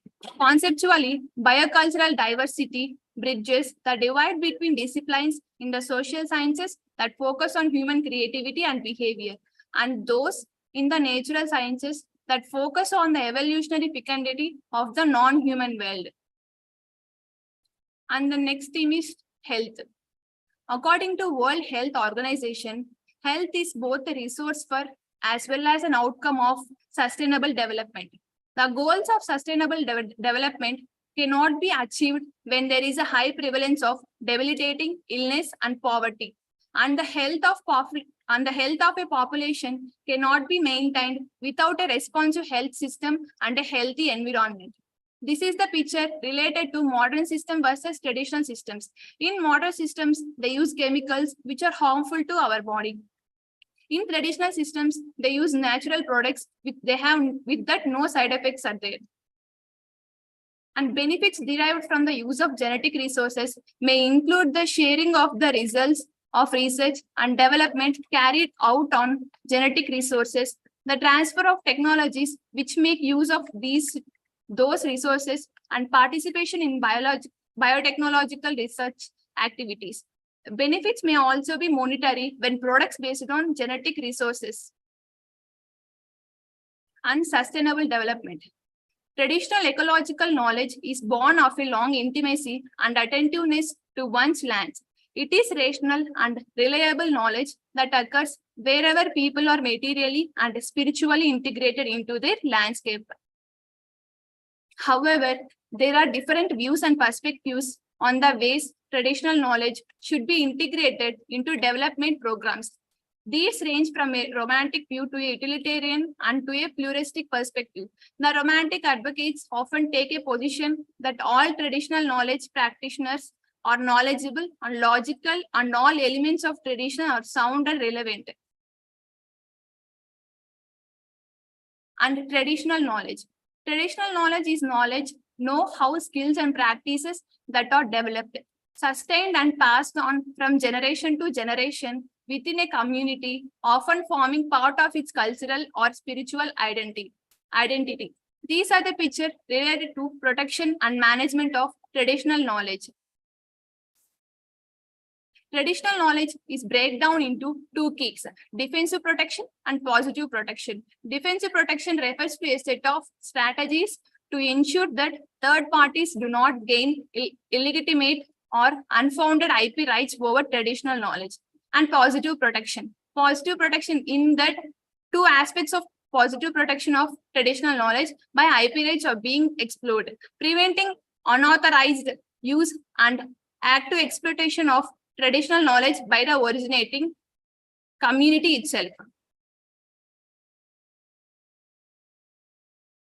And traditional medicine. Traditional medicine is highly dependent on ecosystems for providing services such as natural medicinal resources and nutritional resources. It also depends on cultural and recreational services insofar as nature, the environment, and their attributes have cultural religious, and symbolic value in determining health and promoting healing. Well-being. Traditional knowledge system has the potential to provide the benefits in terms of healing, comfort, and support as needed by the elderly people. Traditional knowledge can help benefit the elderly population in the country in selected areas, such as healthcare and nutritious food, stress management, and artisanal skills, etc.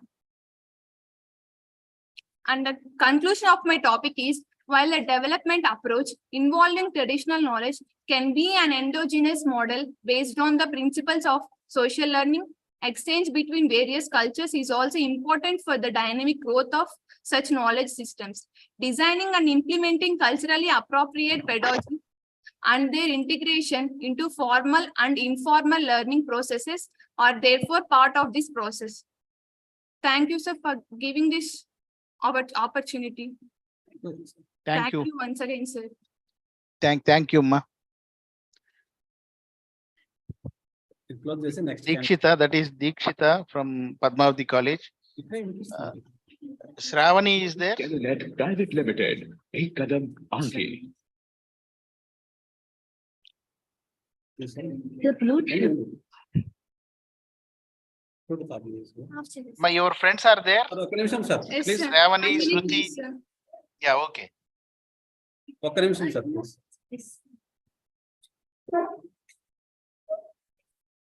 Yes, sir. Okay, Ma, go ahead. What is your name? Shravani? Zoom connection. All are same topics.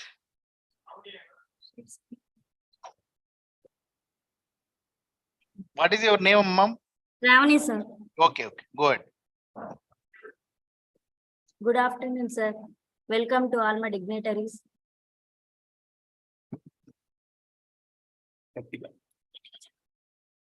Myself, G. Ravani, second BSc BJC, SPW degree and PG College, Tirupati. My topic is about traditional knowledge and sustainable living. In my presentation, these are the contents I prepared: types of management, traditional institutions, past facts, loss of biodiversity, challenges, future scope, and conclusion. Right.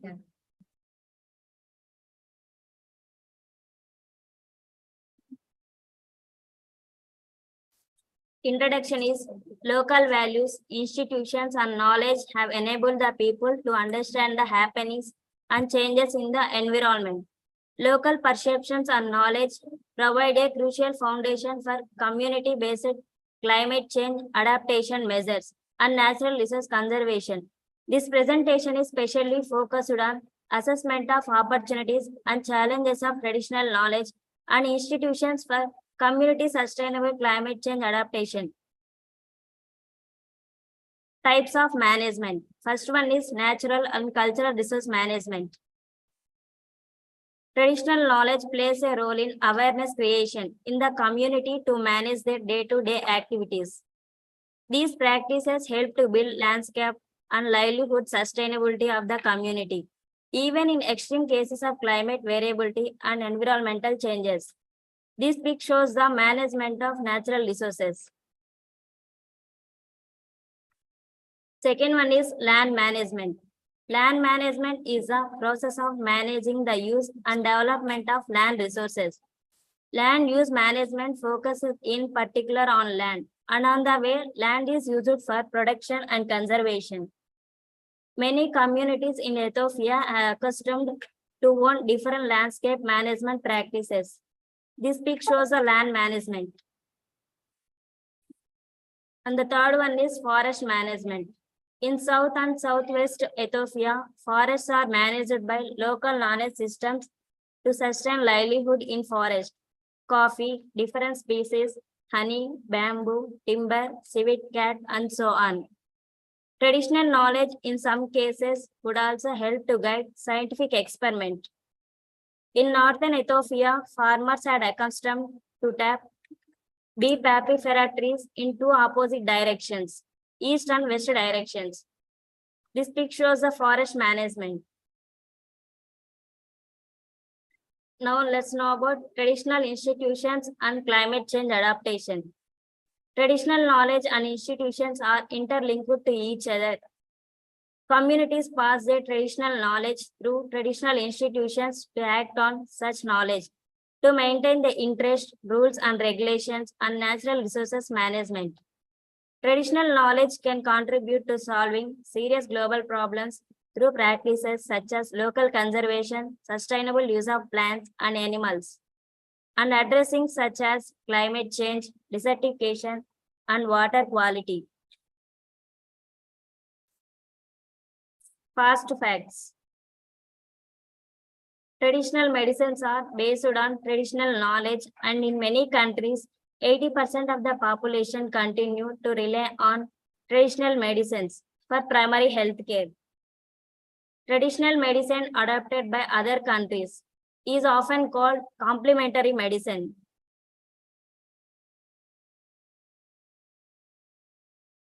Loss of biodiversity. Traditional knowledge also extends to knowledge of habitats, plants, animals, and corresponding individuals interviewed to reported as loss of biodiversity. They reveal the loss of several species of plants, insects, and fish in coastal district of Jagatsinghpur. This shows the loss of biodiversity. The challenges of traditional knowledge. The individual in modern Odisha has to constantly choose between modern Western thoughts, seen as forward and progressive. In traditional knowledge, borne out the villages that the modern world's view inadequate and underwhelming. Interviews by the author revealed an overall distance for Indian traditional medicine among those who had moved to cities 20 to 30 years ago. Future scope of traditional knowledge and sustainable living. Indigenous knowledge plays a role in conserving the nature, food production, forestry development, medicine, and sustainable practices, land and resource management, and ecotourism, climate change and disaster reduction. Finally, I concluded my topic. In different countries like Ethiopia, where modern technologies are still immature, traditional knowledge systems and institutions will help a lot in agriculture and natural resource management decision making. Local forecasts focus on distribution of rainfall, regardless of its quantity, rather the basis for further weather forecasting. Thank you, sir. Thank you, sir. Thank you, sir. Thank you, madam. So your colleague is there, friend, next speaker. Yes, sir. Yeah, call her. Shravani is over. Shruti.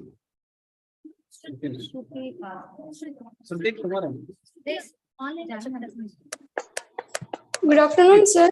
Yes. I'm Nagashetty. audible, sir. I'm audible, sir. Yeah. Yes, Amma.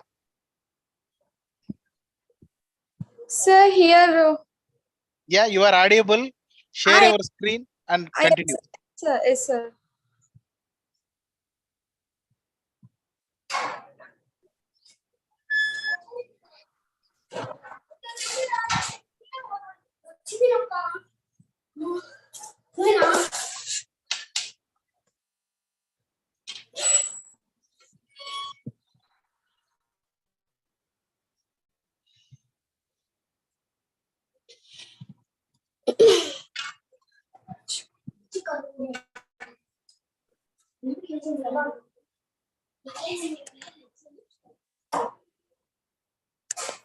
మీరు background sounds లేకుండా చూడమ్మా background లో చెప్పండి వాళ్ళకి కానీ start చేయండి okay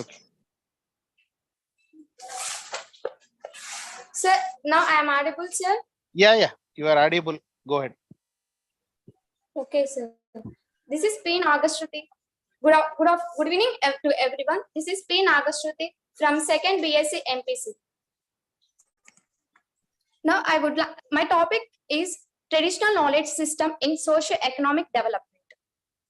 First of all, I would like to tell Indigenous knowledge. What is indigenous knowledge? Traditional knowledge, indigenous.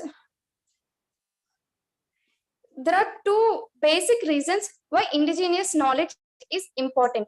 First and foremost, the contribution of indigenous knowledge to local empowerment and development. Increase the self-sufficient and self-provide valuable input about the local environment and how to effectively manage its natural resources. Outside interest in indigenous knowledge system has been fluid by recent worldwide. First of all, I would like to introduction about my topic.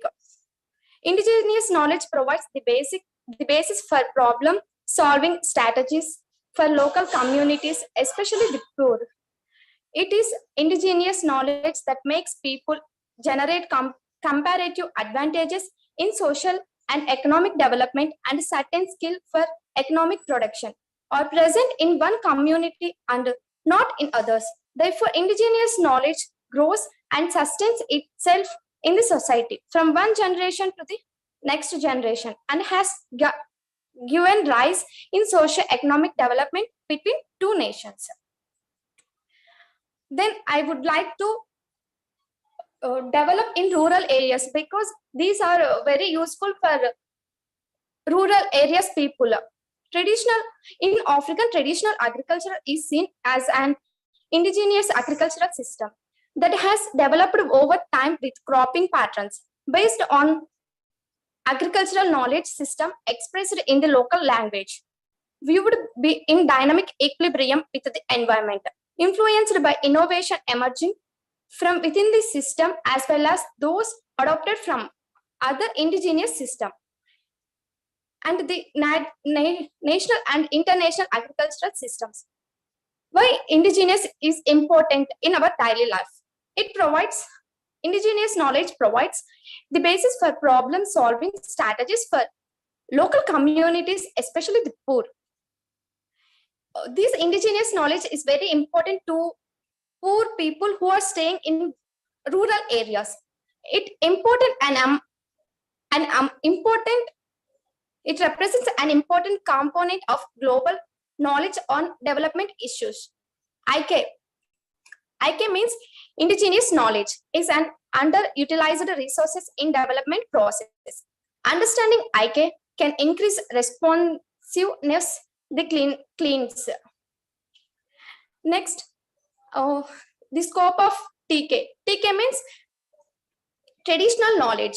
Traditional and indigenous knowledge has been used for centuries by indigenous and local communities under local laws, customs, and traditions. Development in rural areas. Traditionally, rural development was centered on the misuse of land, intensive natural resources such as forestry and agriculture. However, today the increasing urbanization, the change in global production network has transformed the nature of rural areas. Rural development is a term that concentrates on the actions taken for the development of rural areas to improve the economy. However, few areas that demand more focused attention and new initiatives are, first of all, if the rural areas are developed, these are the main reasons for developing these rural areas. Education, public health and sanitation, women empowerment, infrastructure development, that is electricity, irrigation, etc. Facilities for agricultural extension and research, availability of credit. Conclusions. To change a life based on traditional knowledge, where the traditional lifestyle includes norms, values, relations to nature, time, work, and leisure is extremely difficult. Many persons living their traditional life experience that they are nobody. Age program type, social security, and are extremely important factors for a successful transmission. Overview of my presentation is Audit of indigenous knowledges and the challenges faced by the research teams, the development of IKS policy and developments related to the policy. The World Intellectual Property Organization, its role in traditional knowledge, the Intergovernmental Committee means IGC, the intellectual property and genetic resources, traditional and knowledge. The importance of continental collaboration in IKS, international developments in intellectual property and IKS, implications for research in mathematics, science and technology education. Thank you for giving me this golden opportunity, sir. Okay, Ma, thank you, Nagashruti. Okay, sir. Thank you, sir. Thank you. Yeah, you are, I think you are in your village. It's okay. It's okay, you did your best. So we'll move on to the Shiva Jyotsna. Yes, sir. Yeah, you are there. Good. Take over. Shiva Jyotsna. You are in uniform means you are in college. Yes, sir. Good.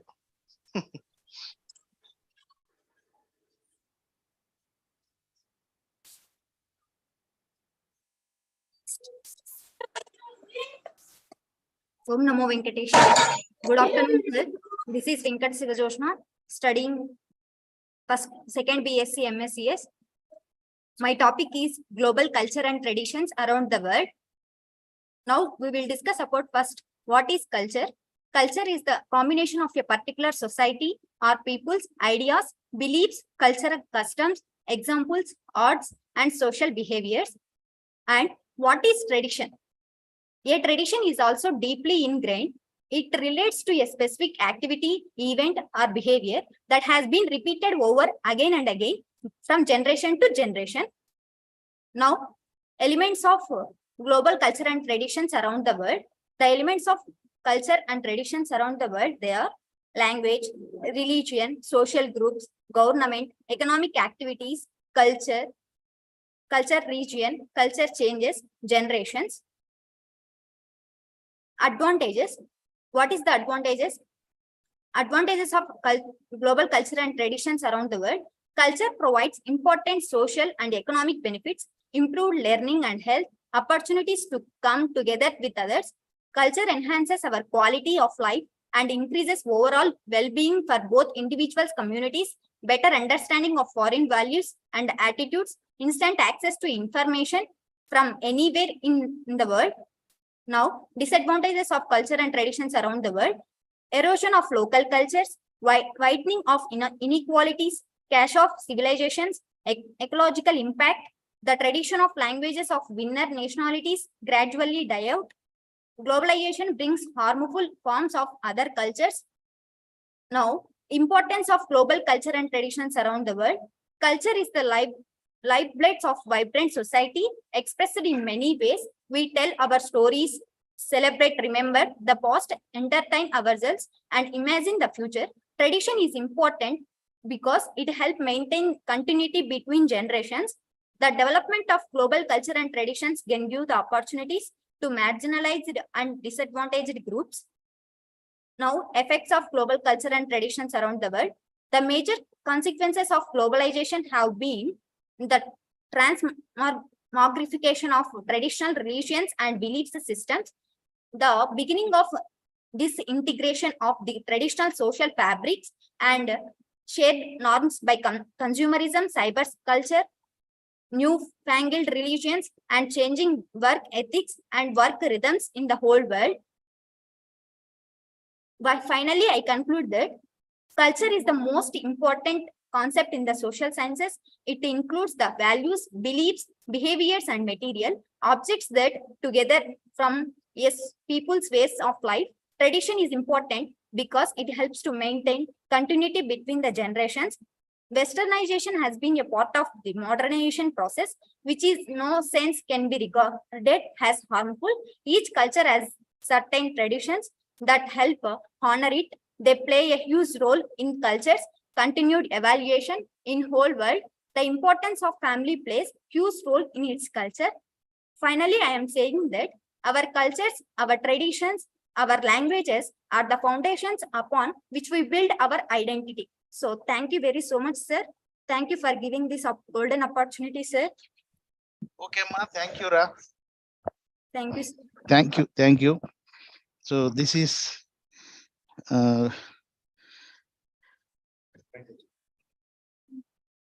Ravindra Garu. Now, according to the program schedule, we could finish successfully all the papers.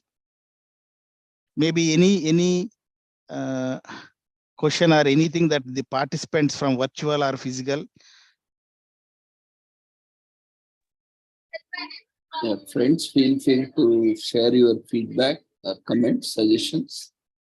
You can unmute yourself or you can raise your hand. Anybody want, you can raise hand and then give your opinion or something.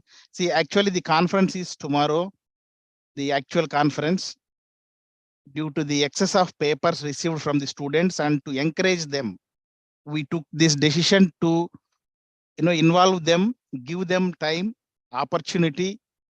That reason we could make present almost 20 papers today, morning and afternoon, and the actual papers with 4 sessions tomorrow. All the virtual participants, I request them to take part again tomorrow, and most of the papers also selective papers. It's okay. So, and all technical sessions by eminent panel members. So, and that conference will start from 9 o'clock, 9 a.m. tomorrow, with inauguration for the first 1 hour, and then followed by all 4 technical sessions. So any other clarifications, anything that any online participant want to know about the conference, or give your feedback, or anything you want to comment, you are allowed now. Otherwise, we will go ahead with concluding this today's 2 sessions.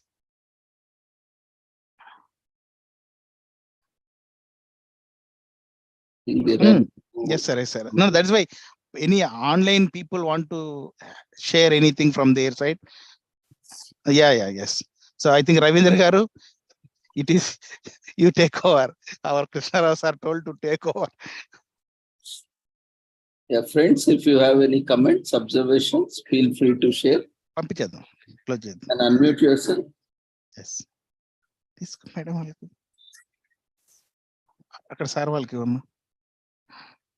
I don't think anyone has any queries as of now. So since morning, all the yes, sir. We are closing in another 2 minutes.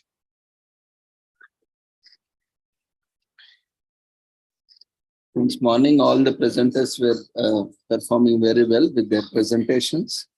Very well presented. Congratulations to all the presenters. And joining tomorrow as well. Tomorrow we have a lot of sessions, as already mentioned by our J.Chandra Garu.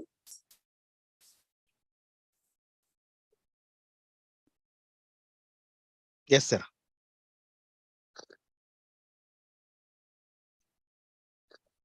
Anyone would like Divya, to? Divya, madam, please come.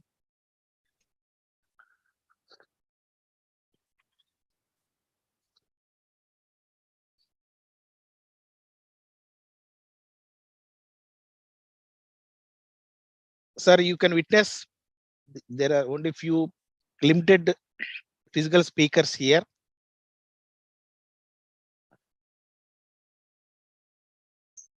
Yes, madam. Yes, madam. He will bring. He will bring. Mama, Amudu Tisk. Madam, you take it, or then you can forward. Bhaskar Garu, please come forward. You both come forward, give small mementos to students, and we have your mementos. A mementos తీసుకోండి madam. అదే ఇస్తున్నాం కదా, అంతే తిప్పి మళ్ళీ ఇస్తున్నాం మీకు. So this is pens for them. ఇదిగోండి. లేదు sir, it is there sir. ఒకసారి అటు ఫోటో కూడా చూడండి రా. ఇలా మళ్ళీ అలా గ్రూప్ ఫోటో తీద్దాం. మీరు పెన్ ఇవ్వండి, నేను గ్రూప్కి వస్తాను. I will come for the group. I missed in the morning group. You can adjust little bit Jayachandra garu screen.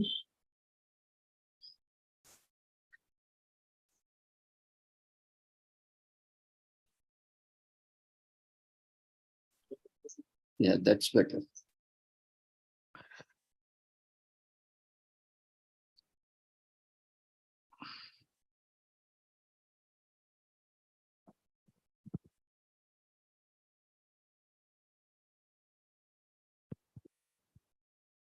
ఈ రెండు మీరు చైర్కి ఇవ్వండి madam. Chair has hand over mementos and pens to the speakers. Now our HOD madam hand overing mementos to the chair. Proof.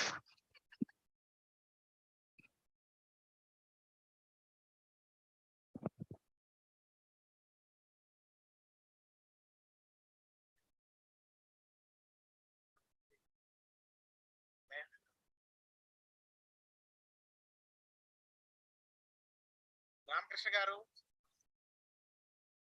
Shivangi madam, Krishnarao garu, please come for a small photograph. Today's plan.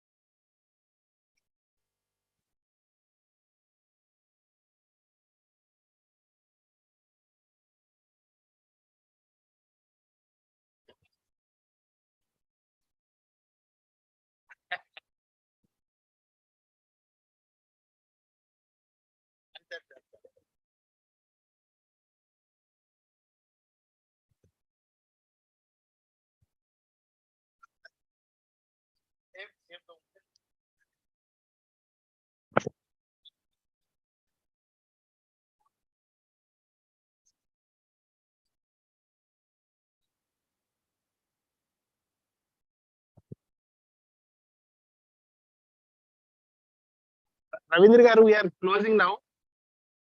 Okay, Jayachandra. We are closing now because there is also some disturbance in the campus. So we are closing here. Okay. Okay, sir. Okay, sir.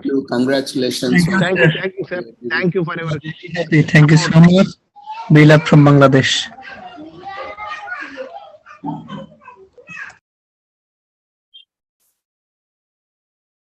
Yeah, Mary, you would like to share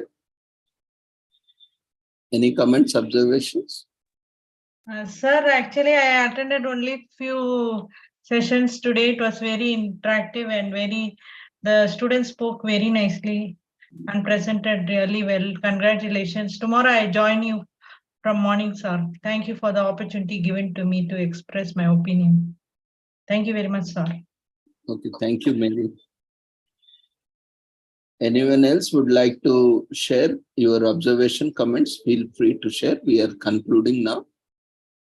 We are closing the meeting. So before that, if anyone would like to share, feel free.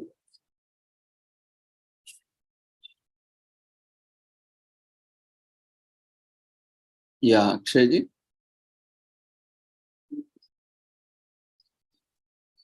You can unmute yourself.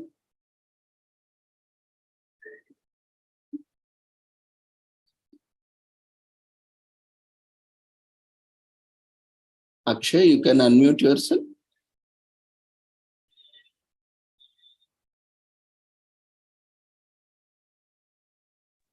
Yes, sir. Good evening. Yeah, good evening. Good evening. Sir, yesterday I see your international conference for good opportunity to me and all.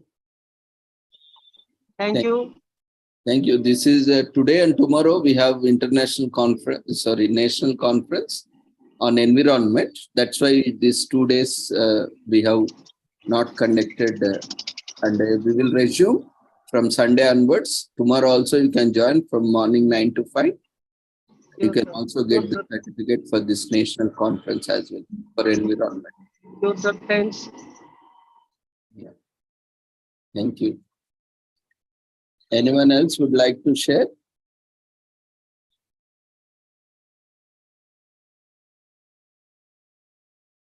You can fill the feedback form. I request everyone to fill the feedback form before you leave. And thank you everyone for joining us. And do join tomorrow as well from 9 o'clock till 5:30. Okay, sir. Thank you so much, sir, for good opportunity, sir. We are really pleased for this conference. Thank you very much for your nice words.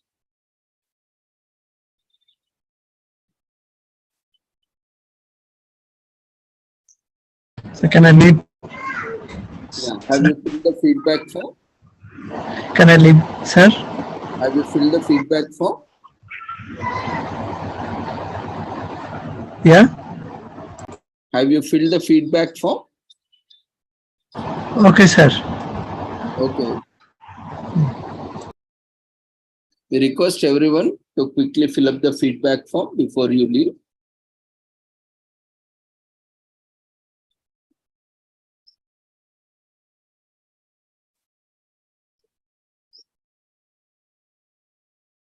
So see you all tomorrow at 9 o'clock. Take care. Good night.